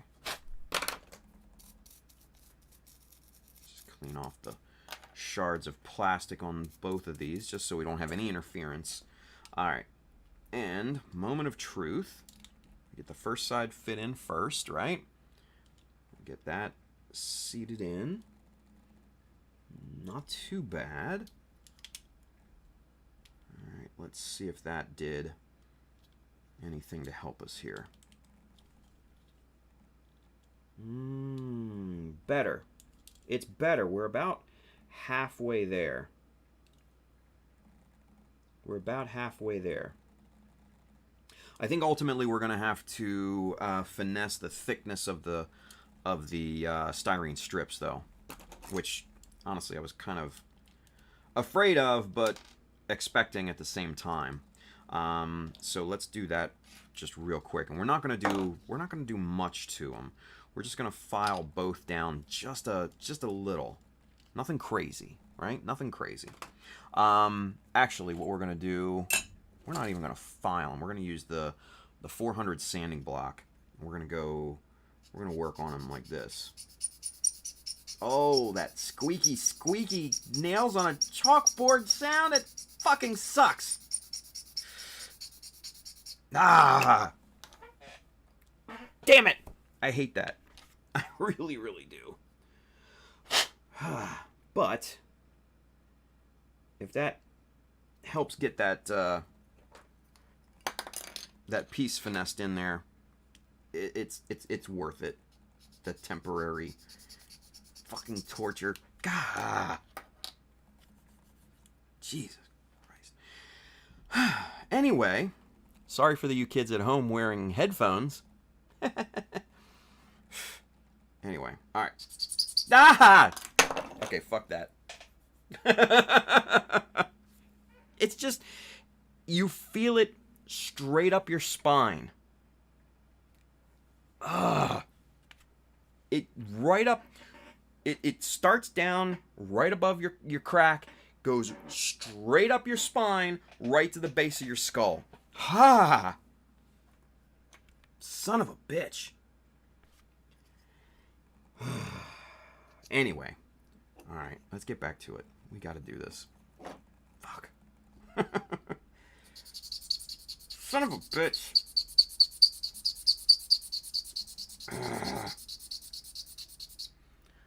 Okay. Ugh. Jesus. Let's try this again, shall we?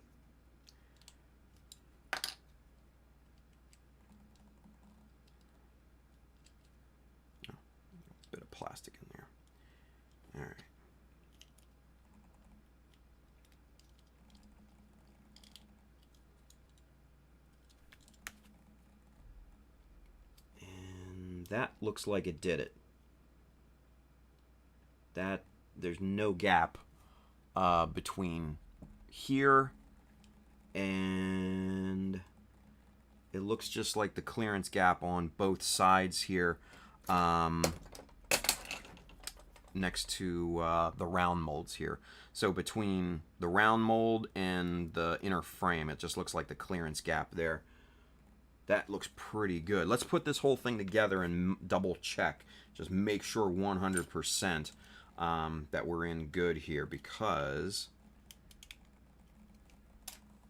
we want to make sure that everything goes on without a hitch. Yeah. Nice. There you go. Perfect. Perfect. Yeah. There we go. That's, and look at that, how just baby butt smooth all that is. Once this is primed and painted, you'll never know that those two filler strips are in there. You'll never know. It's the beauty part about it. It is. So, how much time do we have? 5:17. Sweet. So, let's get caught up with the chat real quick, and then let's see if we can maybe form the other vent piece, because I'd love to get through that if we can. I don't know if we'll be able to. I doubt we'll be able to, but it will at least give you an idea of what goes into this particular piece, right? So, come on out of there, buddy. All right. So, all right. So, there's the original, right? Put it up on the gray so you can actually see it. That's the original. That's the modified version. So you can see how much material we have to take off here in terms of this outline. And then we have to pad the top here with a 1mm plastic strip to compensate for the angle and everything there as well. So it's a procedure to get this to look like this, right? So I don't know if we're going to have time to do that today, but let's see, right? Let's see. Oh, where do we leave off here?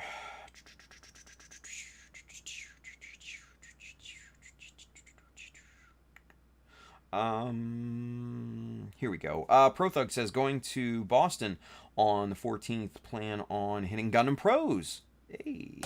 Anyone deal with them? I know if George was here, he would speak volumes about Gundam Pros, because they seem like a very high quality store.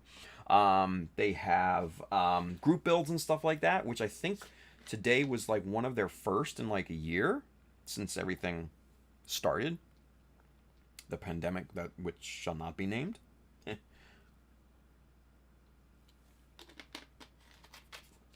But no, man, the Gundam Pros is from what I've heard, I've never been there, so take this with a grain of salt.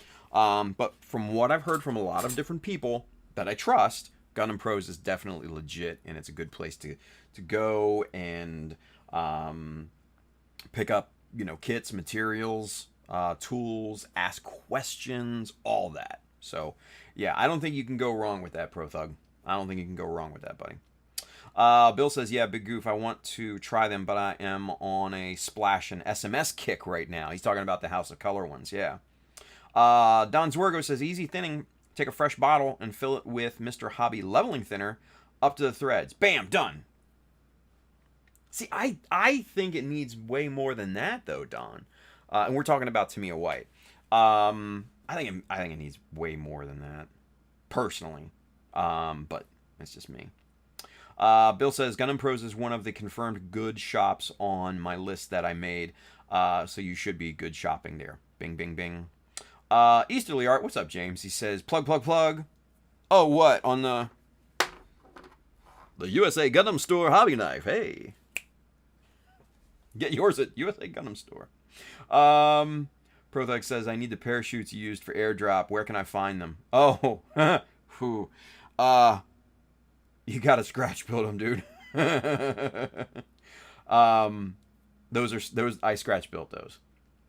Yeah, I went through a massive amount of R&D and trial and error on to form those. 5 iterations of testing until I came up with just the simple the simple method of vacuum forming it. Yeah, so basically I stacked several pieces of MDF sheet, and then took my angle grinder to it and formed what's called a buck, which is the positive, and then vacuum formed a millimeter thick piece of plastic sheet over top of that, and that's how I got the 3 parachutes. And honestly, I never want to do that again. They were such a pain in the ass. Yeah, it's tough. Not gonna lie. Hooler says you got to build them. Greg Blair says not just build them, but vacuum form them. Yeah.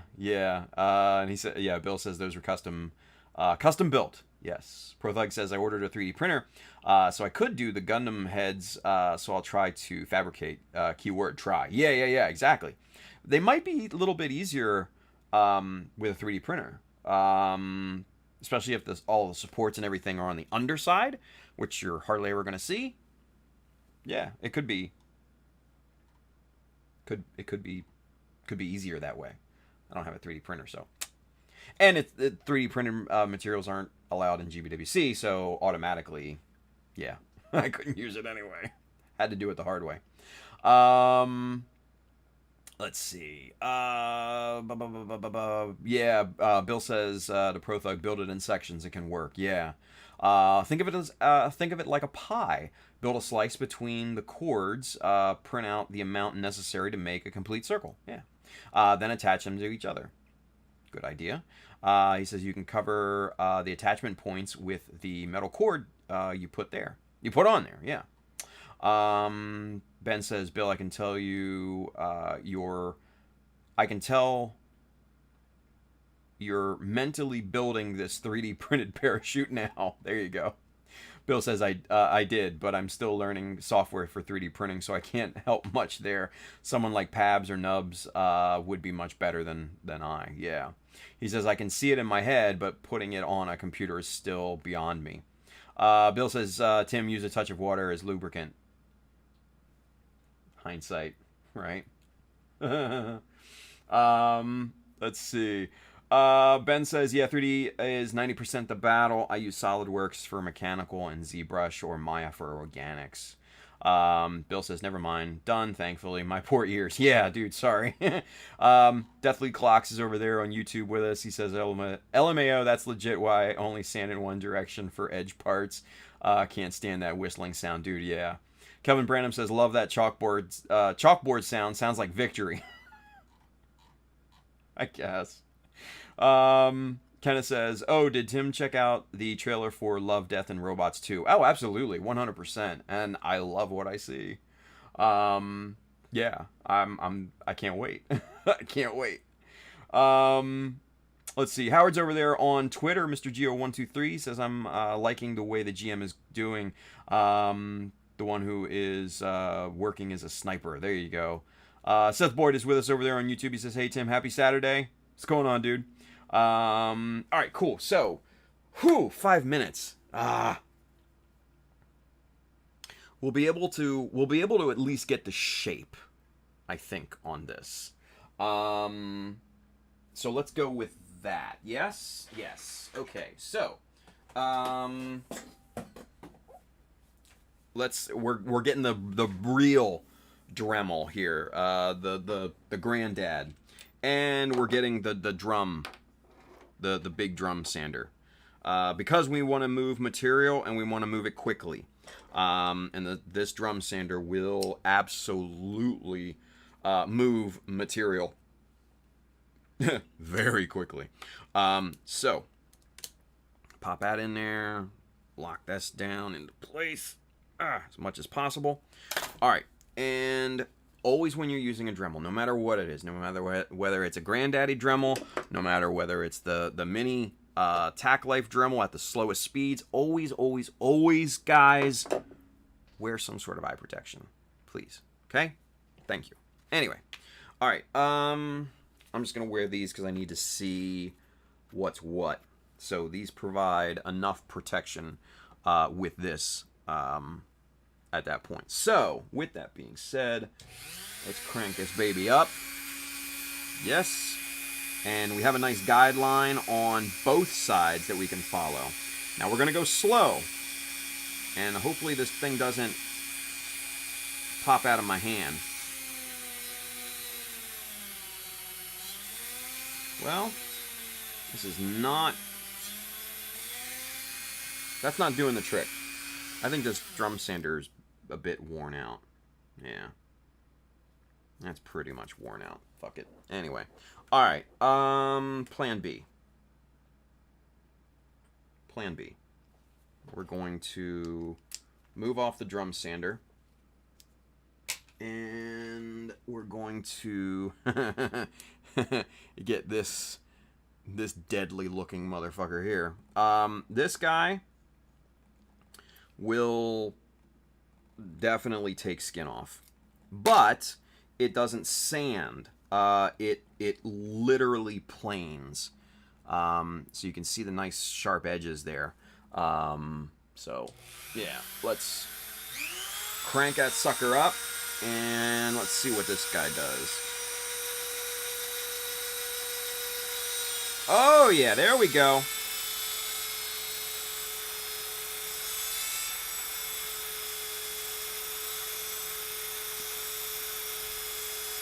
I really should be wearing a ventilator. I really should be wearing my mask.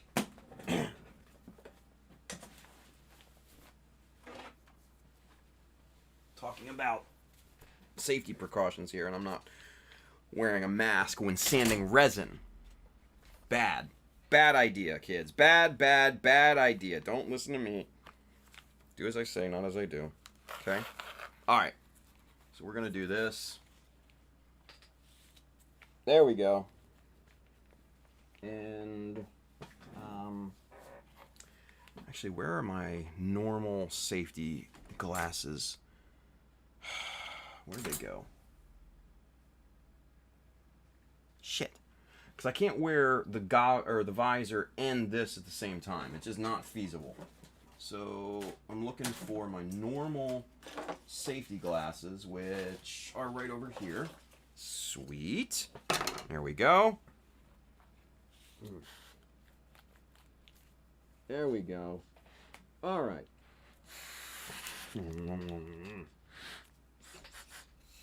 There we are. Hey! Okay, now we're ready to go. Luke, I am your father.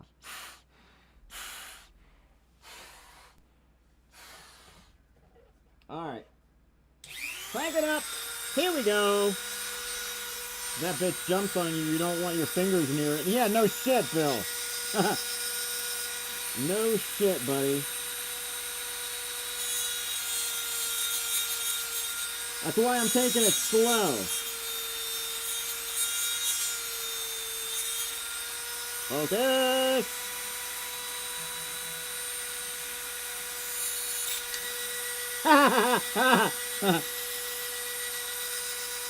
I live on the edge. What do you want? Bill, you fucker, you jinxed me.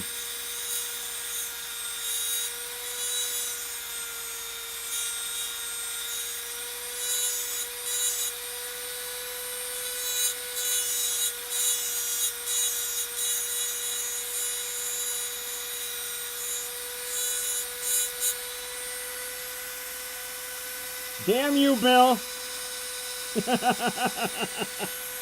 Damn it, you jinxed me, you son of a bitch.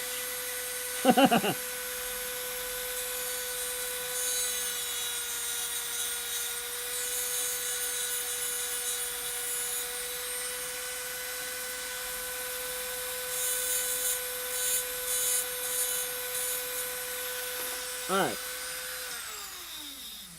I think that's enough with the deadly bit.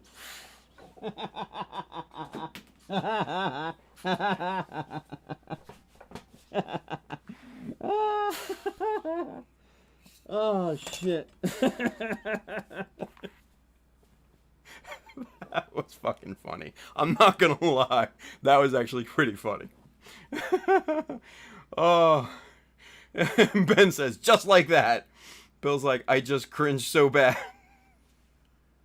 He says, I've been there. Yeah, no doubt. No doubt. But Bill, you fucker, you jinxed me. You son of a bitch.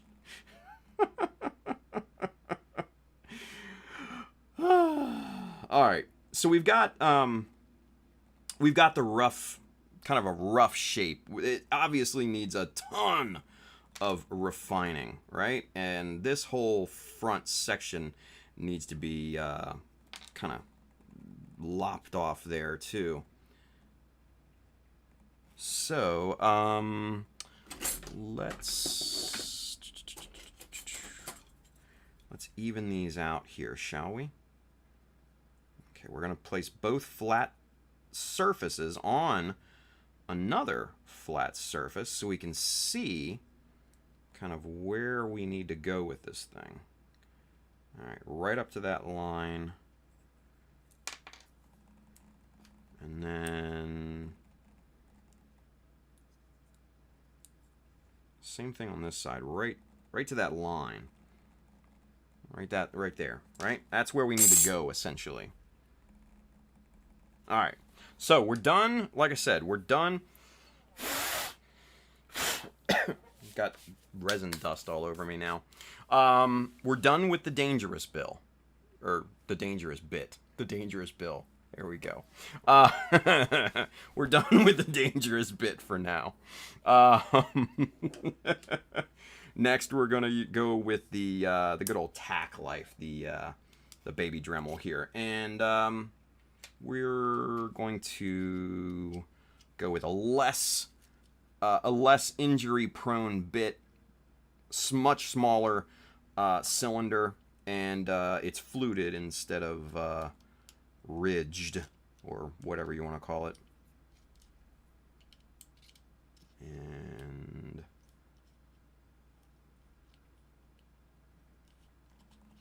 get that to proper depth. There we go. Okay, now let's finesse this thing.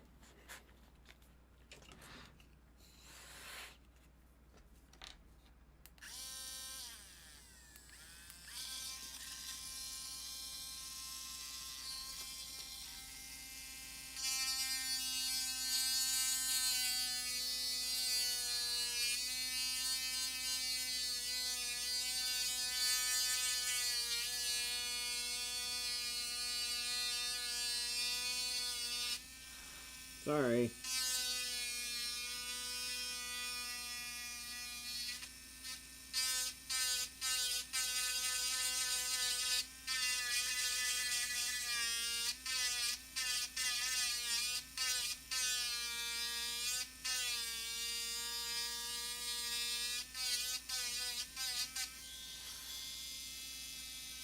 Okay, that's not too bad.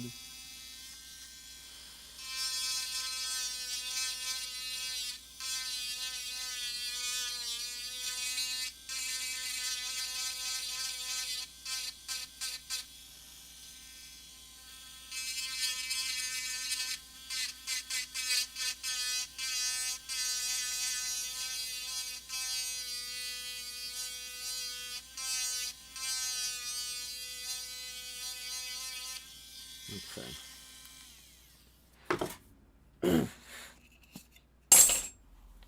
Yeah. All right. So that's a lot better, but we need to even this out because it's not square across, right? So let's see. No, that's a flat file. Here we go. We'll use this guy right. Shaw.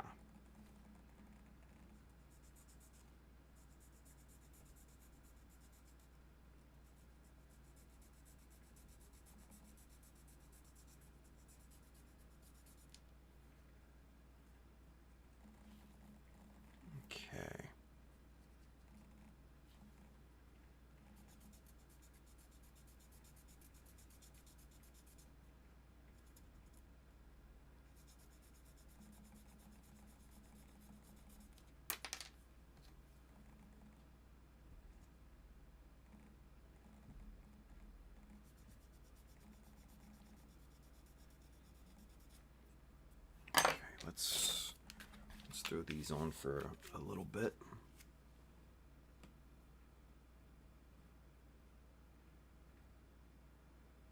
Okay, so let's see what this looks like. All right, so it's still a bit tall, but the curve is looking pretty damn good. And you can see right there how we need that millimeter spacer, that padding on that side, right? But as an overall, that curve is looking pretty dang good. This outside piece matches the inside of it, so that's looking, it's looking pretty decent so far, right? Looking pretty decent. Now let's put this on and let's check how it looks down this way. See if it's flat and flush, or if it's leaning to one side. And it does look like it might be leaning to one side. So this side is inherently higher, right? So we need to mark that side and start to shave off a little bit from this side. Yeah, and see how there's still remnants of that line left, but there's none hardly on this side. That's kind of what we're talking about at this point. And yeah, I can kind of see where we're running into that here.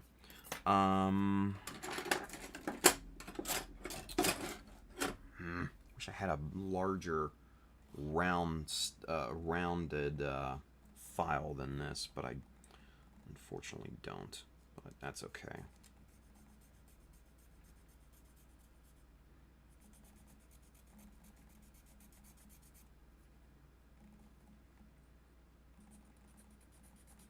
For the sweeping curve, though, we can actually go and use the flat side of this file, and it's not too bad. So for this kind of long sweeping curve here, but then it starts to really curve into that, right?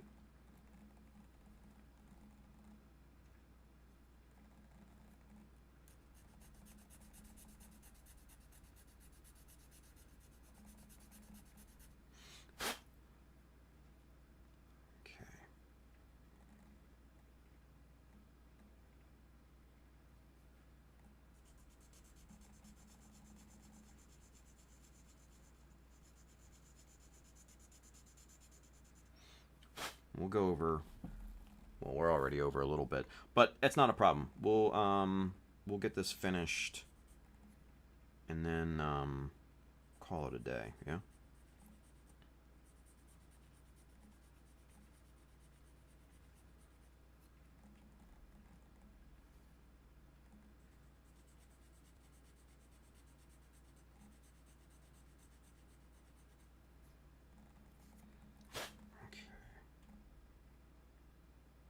Okay, let's see what that looks like here.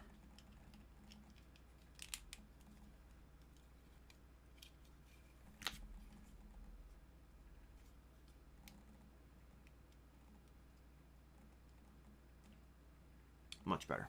Much better. All right, so now we need to flatten the sides a little bit.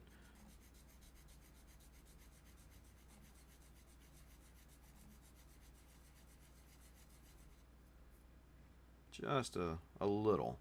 Nothing crazy. Just so it's not as angled and prominent.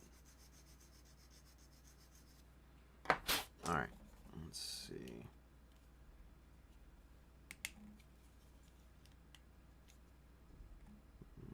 A little bit more. A little bit more. Because we want this vent to match the other one, right? And we know this gap that we cut in and padded out with that styrene sheet fits this one perfectly. So we just need to taper this guy down a little, just so that he can fit properly. And we'll use the bigger bastard file here just to... There we go.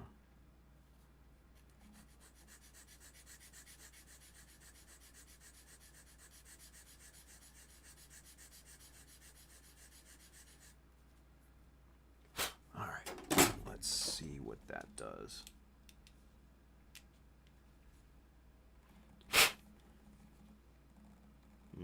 We are getting there. We're definitely getting there.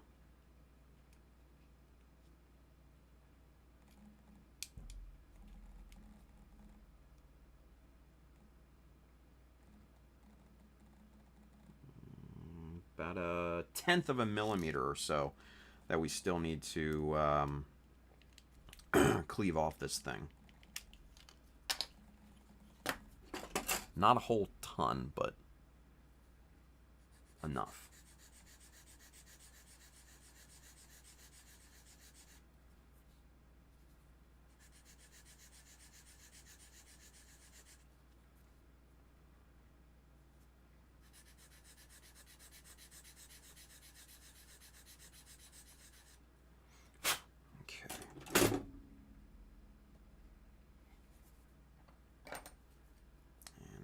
Going to lop off the top edge here so it doesn't interfere with fit or anything like that. And let's see what we've got. Got a little wiggle room. That's good. And cool. So that gap in here is completely closed and flush. We've just got the clearance gaps here on the sides. So width-wise, this is in good shape. Now, let's get the... Well, no, we can't get the other mounted because we don't have the styrene backing that up yet. But that's looking pretty good thus far, right? So let's compare these two on a flat surface, and let's see what it really looks like here.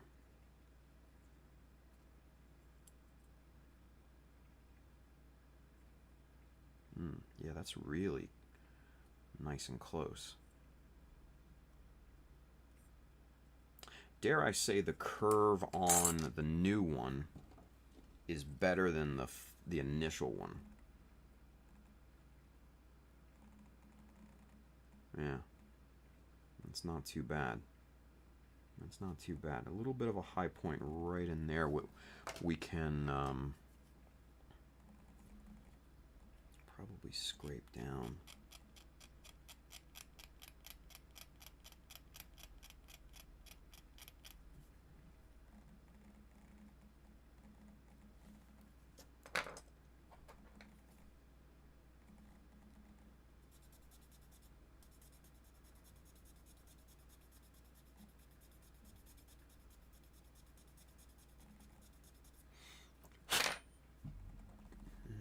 Where'd the other leg go? Oh, here it is. Yeah, it's a little bit better. Decent enough. You know? Like my old driving instructor said, it doesn't have to be perfect, it just has to be good enough. Right? Alright, cool. So, we don't need this anymore, so I can take this damn thing off. Because it's a pain in my ass. Serves its purpose, mind you. Still a pain in the ass. Alright. So, we need a millimeter strip, which I think... Whoop,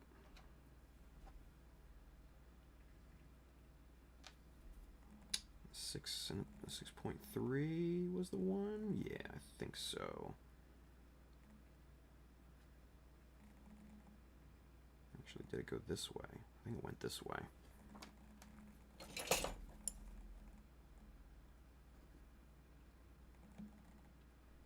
Okay, that's plenty wide enough. Good. All right. So we'll cut that little strip off of there. Get that mounted in the tweezers. And I'm going to give this, this top here just a quick sanding. Or filing, I should say.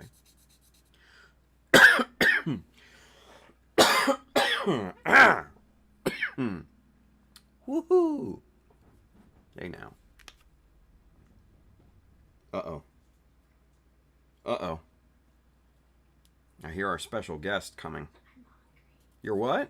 Hungry. You're hungry? Yeah. Alright, well, give me a few more minutes here, okay? And then I'll come up and I'll make you something to eat. Okay. Alright? Yes. Come say hi to everybody. 1-year-old man dies over here. There she is. You have anything to say to the people? No, Why not? I don't know. I'm just hungry. You're hungry. What Yeah. do you want to eat? I don't know. I don't know. I don't know. All right. Well, we'll figure out something to eat here in just a little bit. Okay? Okay. Promise. All right. I'll be done in just a few minutes. All right. All right. Bye. Bye. Oh my. All of the special guests today, you guys. It's crazy, right? Ugh. All right. So we've got that 1mm glued on top of here, right? So we're going to pop a little bit of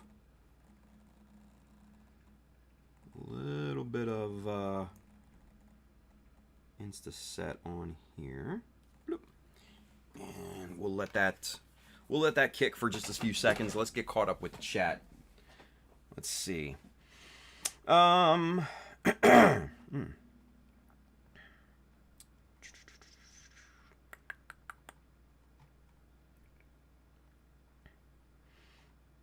see.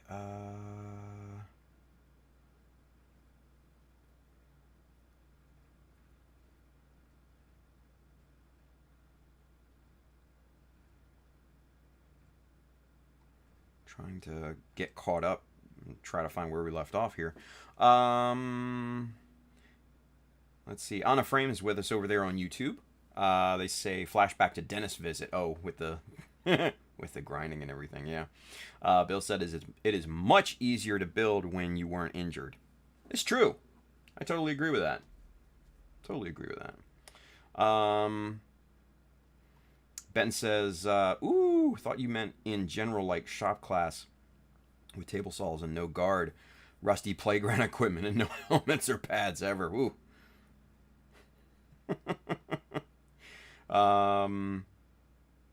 Bill says, I was talking about Gunpla specifically. I started in the 90s and it was a bit different back then. I would say so. Kenneth says, I realized a smaller bit does jump a lot even in low speed RPM. It depends. Depends. Bill says, any bit can jump on you. Take proper precautions and minimize potential injury as much as possible. True that. Bill says, sometimes you have to take chances due to need for control. Just know your limits. Exactly. Everybody's saying, hi, Amber. Julio says, make me a sandwich, Papa. Jesus, man. A sandwich, Papa. Papa. Sandwich, Papa. Please. Deathly Clocks, I love her shirt. Yo. Yeah, the Animal Crossing. No, or what? No, that was the Demon Slayer shirt she had on. I thought she had her other Animal Crossing shirt on today with just the little characters and stuff in it. It's super cute. But yeah, she's all into Demon Slayer, dude. All into it.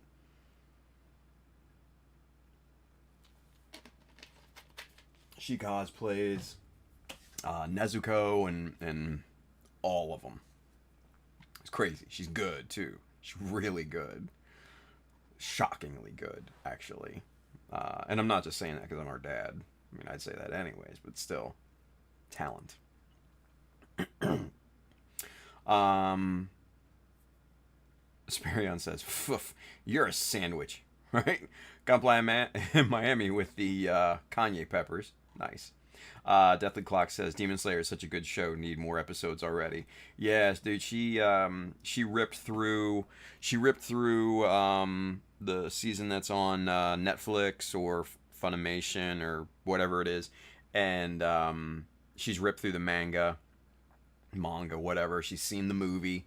Her mom took her to go see the movie when it came out, and yeah, she's huge into Demon Slayer.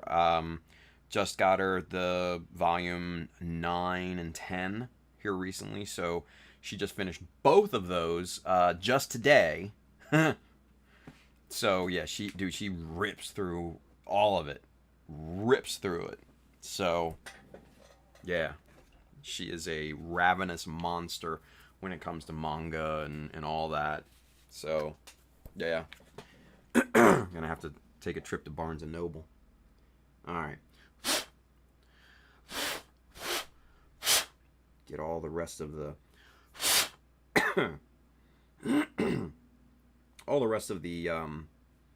Instaset cleaned off of there, and then let's just trim back what we don't need. Now we're gonna be trimming this down a great deal, so trimming it flush like this is not a huge deal because we're gonna put in a pretty dramatic bevel there, so not a huge deal when it comes down to it here. All right, let's get this. Let's get the face of the vent nice and flush, like that. Looks pretty good. We're going to flatten that with the good old Mishima file plate here. Nice. That is perfect. All right. So put that guy away. All right. So now we need to set in our bevels, which are angled because this piece is slightly angled and tapered and all that. So we're first going to get the side pieces flush trimmed as much as humanly possible. Cool.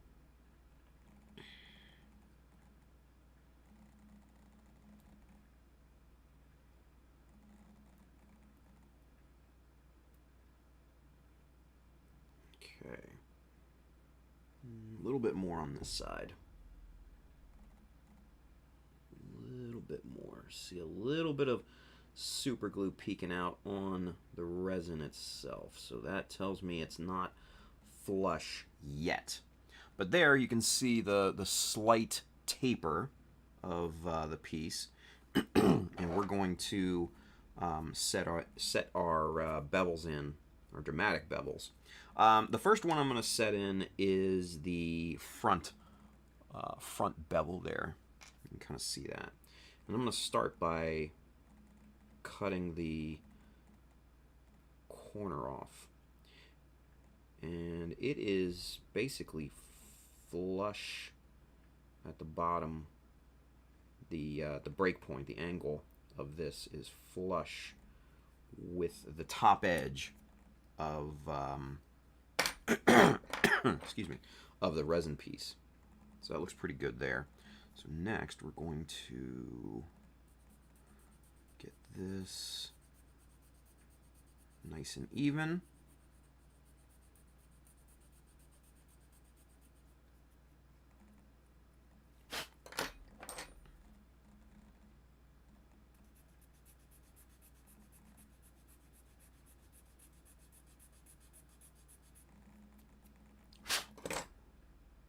That looks good. Very nice. Actually, we're going to do the same thing to the old one here, just to flatten that bevel out a little bit, because it's not exactly even. There we go. Much more even and straight Nice and flush. Perfect. All right, so now we're going to do the same type of thing on the two tapered sides, right? And we're going to take those down kind of even more.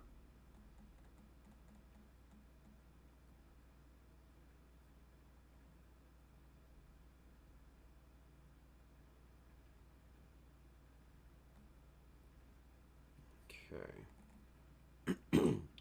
All right, so there's one side started there.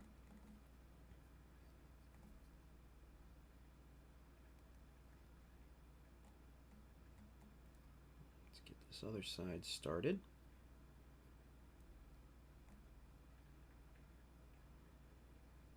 Okay.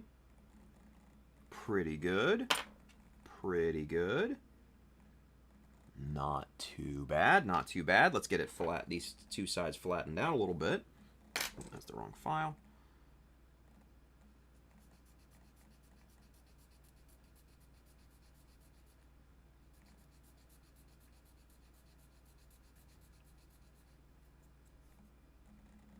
Nice. Nice, nice, nice, nice, nice.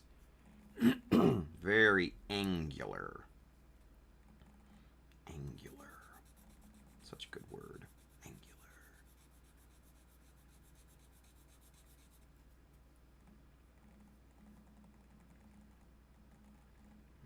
Okay.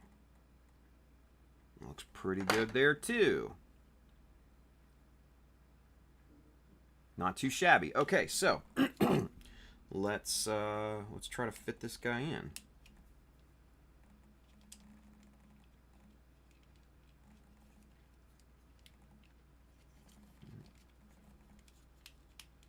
Take that off. Yeah, that looks pretty nice. This is going to fit perfectly. And, ladies and gentlemen, there we go. That looks good. That looks really, really good. Yeah. Yeah. Nice. That's perfect. It's exactly how I want it. There's no gap. Flush on the sides. Looks good. There we go. Bada boom, bada bing. Now, all I will end up having to do is pop some styrene strip onto this side. So let's do that real quick. Let's knock this out. What time is it? 6 o'clock. Okay, I'm good with this. I'm good with this. Amber's not going to starve. So, God, I'm a terrible father, right? But she's not going to starve. She can wait a few minutes while we get this last procedure done. And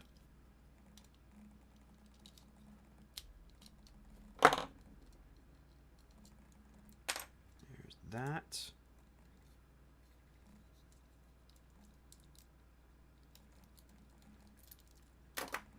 And this will go quick. This will go very, very quick. Because like I said, we just need to laminate laminate some plastic on these pieces, and it's not a ton.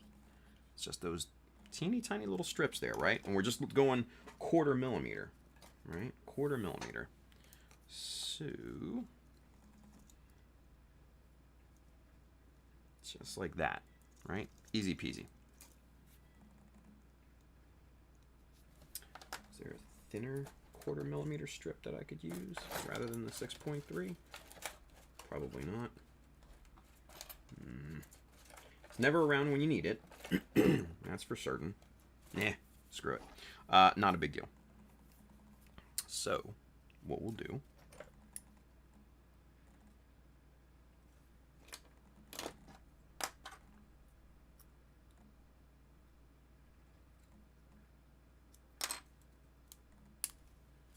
there. And we'll cut 2 same length strips. Bada boom, bada bing. And then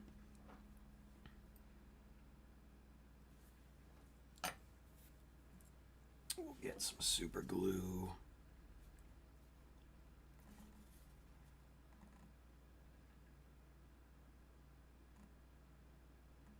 There and there. And before we do this, we're going to get a slight curvature to this so it sits on that plastic a little bit better. Or I should say it sits on the surface a little bit better.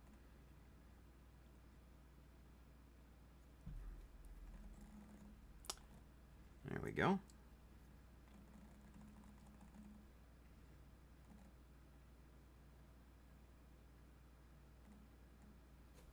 Good. And there. And there. Let that one marinate a little bit. And then we'll do the same thing to this side. We'll put a slight little curve in this. And you see how I'm just rolling this back and forth?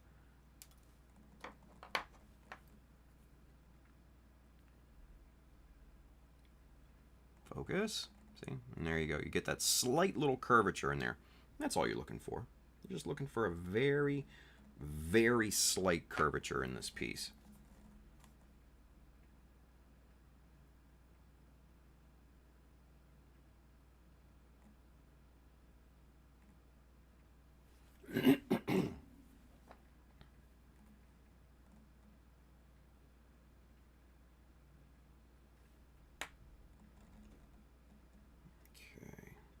Press that into place.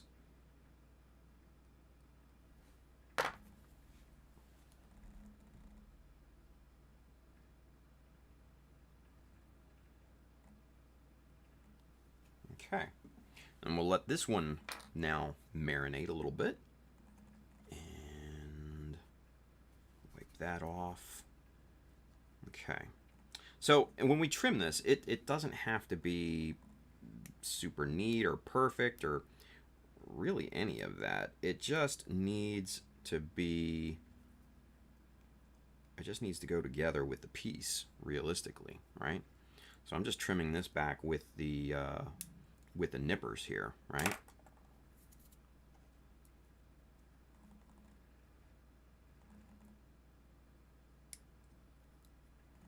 And that's really kind of all it takes. I mean, if you really wanted to be kind of, you know, retentive about it, I mean, you could go like I am. What do you want? Go and trim this down completely flush with a hobby knife here.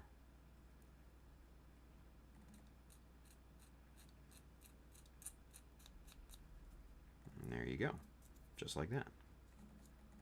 Easy peasy.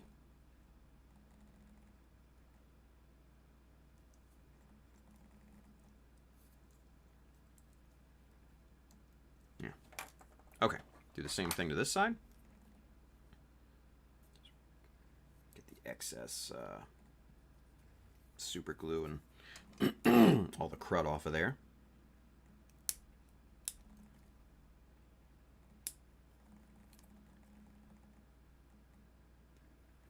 Bada boom, bada bang.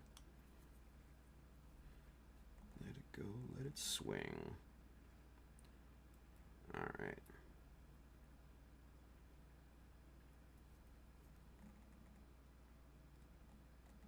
Perfect.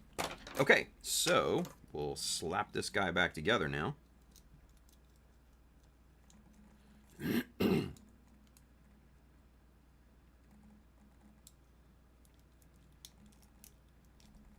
that. And like that. And there you can see how nice and flush that is. Perfect. Right? Foot.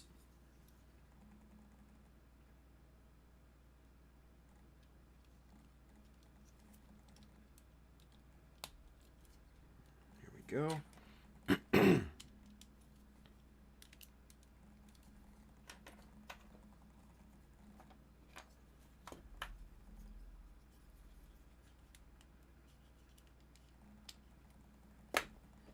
These are, I'm going to put all the new parts on this side. Good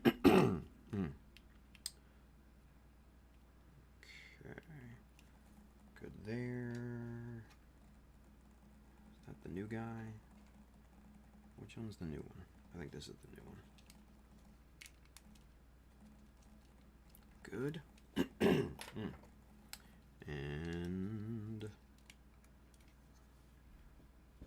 there we are. Now let's get the other side up and together so we can see them both at the same time. That should be a good look, yeah? And hey, look at that. Here we go. Looking pretty good. Almost looks like this one might be protruding out a little bit farther than this one. So I could probably go to refine that a little bit more because I like the subtleness of this one a little bit better. Or I could just back this with quarter millimeter plastic and pop that out a little bit more because I don't know which one I like better. I'm gonna have to refine it though. But this one definitely sticks out. Little ant on me. This one definitely sticks out a little bit more from now that I see it on the monitor here. But as an overall, that looks really good. Looks really, really good. Yes, sir. Hell yeah.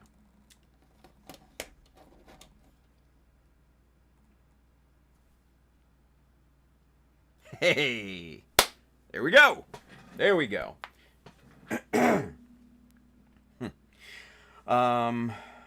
Let's see. Let's see where we left off in the chat. Chris, Mr. Gunplay Miami says, so anime night with Tim? When? Dude, that's the thing. I'm not really into anime that much. Believe it or not. Like Gundam anime and everything? Cool. Yeah, I'm into it. Evangelion. Some other ones, you know, Gasaraki, for those of you that like the deep cut stuff. That's really cool. Yeah. I like robots. Robots.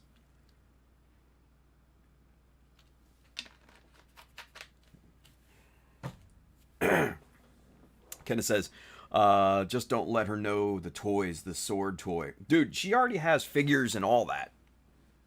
For a bunch of them. She already has that. Julio says she can read them online for free. No, she can. She likes the books, though. She likes actually having the books. Because, trust me, dude, I got her, for her birthday, I got her a year subscription to Funimation and Crunchyroll both. And she likes reading the books. Yeah. Bill, Aldo Azira, I already saw it. It's great. I like that one too. And what was that? What was that? Genlock? The one from Rooster Teeth? What was it? Yeah, Genlock. That was good. That was actually really, really good. I was kind of surprised by that. So, yeah. Bill says Amber may get more use out of that tool, that CNC tool, than you will, Tim. Very useful for cosplay stuff. Yeah, maybe.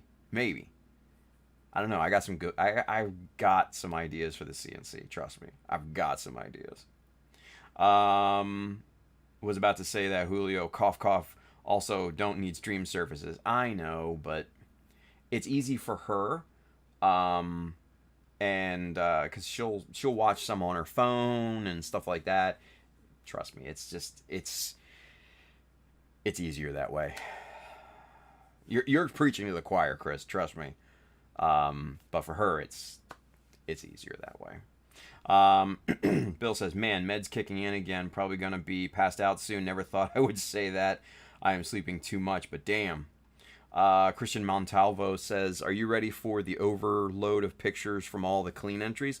Oh, dude. Zach already emailed us or messaged us in the group chat last night saying he is overwhelmed with entries and that it will probably be at least a few days before he's able to get them to us. So don't expect the judging to be done anytime soon. Let's put it that way. Probably at least a week, maybe 2. And I'm thinking probably more like 2 weeks. Just to go through them all. Bill says, I heard there was only one clean entry that mattered. Of course, I heard that from a dozen or so people, right? Sparion says, what is the cutoff date on entries on that contest? There's a gnat in here. Little bastard. I think that was... Son of a bitch. Little asshole. I think it's tonight? Yeah, okay, there's Christian Montalvo. Tonight, 11:59. I don't know what time zone that's in, but yeah, something like that. Sparion. Oh, that we already read that. Ben, Mr. Big Goof says, off to feed the kids dinner later all. Take care, Ben. I gotta do that too. Bill says, oh, if anyone has any question on the builder's homework, feel free to message me and I will respond when I can. There you go. Mikkel says, one of the things I like about you, Tim, is the level of detail you put on your kits. Even for being out from the hobby for months, you still have it. Damn, I hate your muscle memory. Sorry, Mikkel. My bad. I'll teach you. Sparion says, Daddy, stop playing with your friends. I'm hungry. Said, guess who? Yeah, right.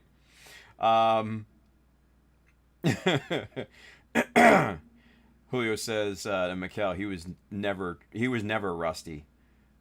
Bill's getting jelly. There you go. Jesus. Let's see. Howard over there on Twitch, or Twitter, I should say.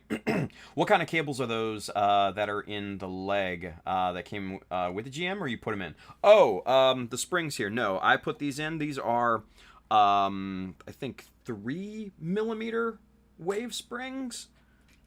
So they come in. This is a 4mm, but they come in little lengths like this. And oh, here's the 3mm. So this is the 3mm length, right? And I just cut a couple to length. I have the other 2 in this little holder here, along with the other little itty bitty parts. But I'll be sleeving those on this one here pretty soon. So yeah. So that's all they are. They're just little wave. I think they're called A springs or something like that. I forget the exact term, but they're by wave. Mikkel says to Julio, homie, be playing us like he lost it. LOL, don't sleep on Tim. Thank you, Mikkel. Bill says, how did you know, Julio? I am eating a Crustables right now. Grape jelly. There you go.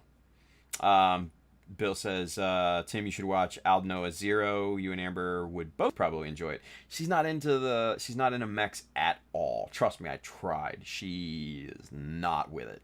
She's more into the girly side of anime, the fantasy stuff, the everyday, the school anime stuff. I don't even know what the fuck you call it, but she's more into that. I try to get her into the mechs, but she's not having it. Not even a little bit. She is into Attack on Titan though, which is a welcome surprise, because actually I do like Attack on Titan. That's not bad. Let's see. Yeah, how Anna Frame has says, how about Gunpla? Nope. Kenneth, how about Rick and Morty? See, I'm not a fan of Rick and Morty. Now, it may just be the fact that I've never watched it, but I don't really have a desire to watch it either. I don't know. That's just me. Let's see. Malumbo's with us over there on YouTube. Shame I couldn't get my kits in time for the contest. Wish all the best, though. There you go. Bill says slice of life anime. Yeah, she's into that stuff. She's watched a bunch of that. Like, you know, the ones where they play volleyball, or the girls are in a school and they're like in a school band or something like that.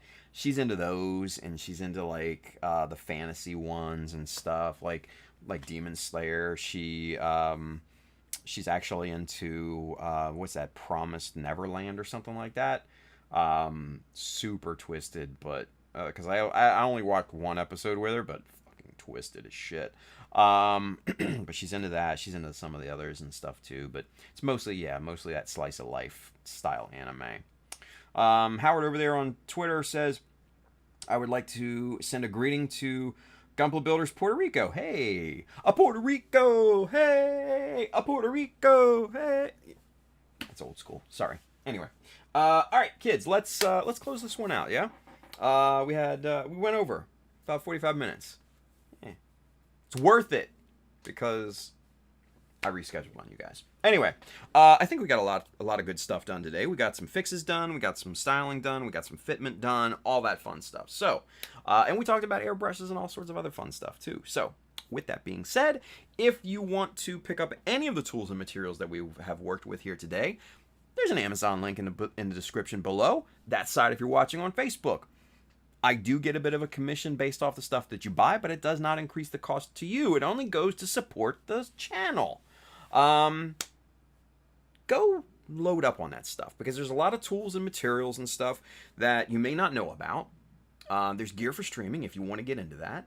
And there's a lot of books in there for great inspiration for your next project. So go look at those too, right?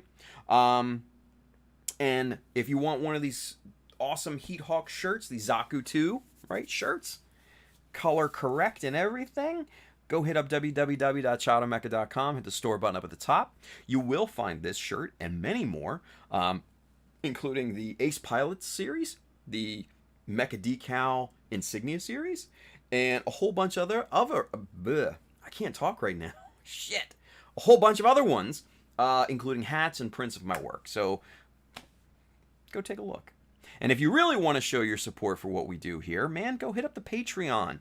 A lot of good stuff that goes on over there. A lot of pictures that don't make it to the regular social media channels.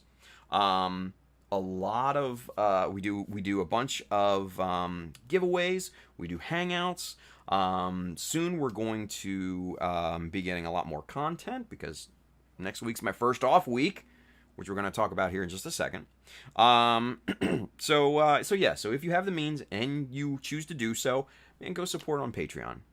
I think it'll be well worth it. If you ask George, it's well worth it. And then finally, if you are interested in kits, tools, paints, accessories, Mecha Decals, sheets 1, 2, and 3, those are available right down here at USA Gundam Store. Our boy Adam and his fine crew will definitely have what you need. So for next week, we switch to the 3-1 schedule. Next week is my off week. Then it's 3 weeks on, 1 week off. 3 weeks on, 1 week off. And that's basically how it's gonna be.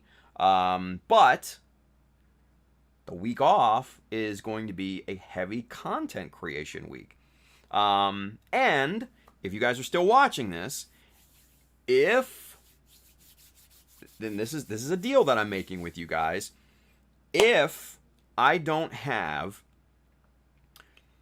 make significant headway in those projects, that doesn't, and now mind you, they don't have to be published content, so they don't have to be put out there on YouTube or the podcast or anything like that, but I'll tell you if I do or not, and I'll be honest with you guys.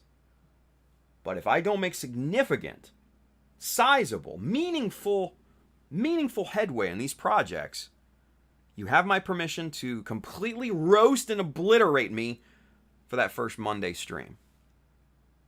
Bring it. Guns blazing. You can roast the shit out of me. Nothing's off limits. I will give you free reign. Deal? I think it's a good deal. It's motivation for me, right? So yeah. So it should be an interesting Monday stream in not this week, this next week, but the week after. Yeah. Julio says I already do that, but you can do it like even more, Julio. Like you and John Lynn can gang up on me. Just saying. So, anyway. All right, you guys. I got to go make the kids something to eat. I'm a little hungry myself. Might make myself some lunch. Anyway, you guys have a wonderful weekend. Have a wonderful week next week. I will be back. We will be back next Friday for Mechanism. So come on back for that. Aside from that, you'll see more progress pics on Patreon. You'll see a few of them on the social medias and stuff like that. Yeah, and I'll be back week after next, live streaming, continuing hopefully on something new, or at least on painting, masking, and stuff like that on this thing. But we'll see. We'll see. Anyway, you guys have a wonderful weekend. Stay safe out there. But most importantly, build something cool. All right? See you guys.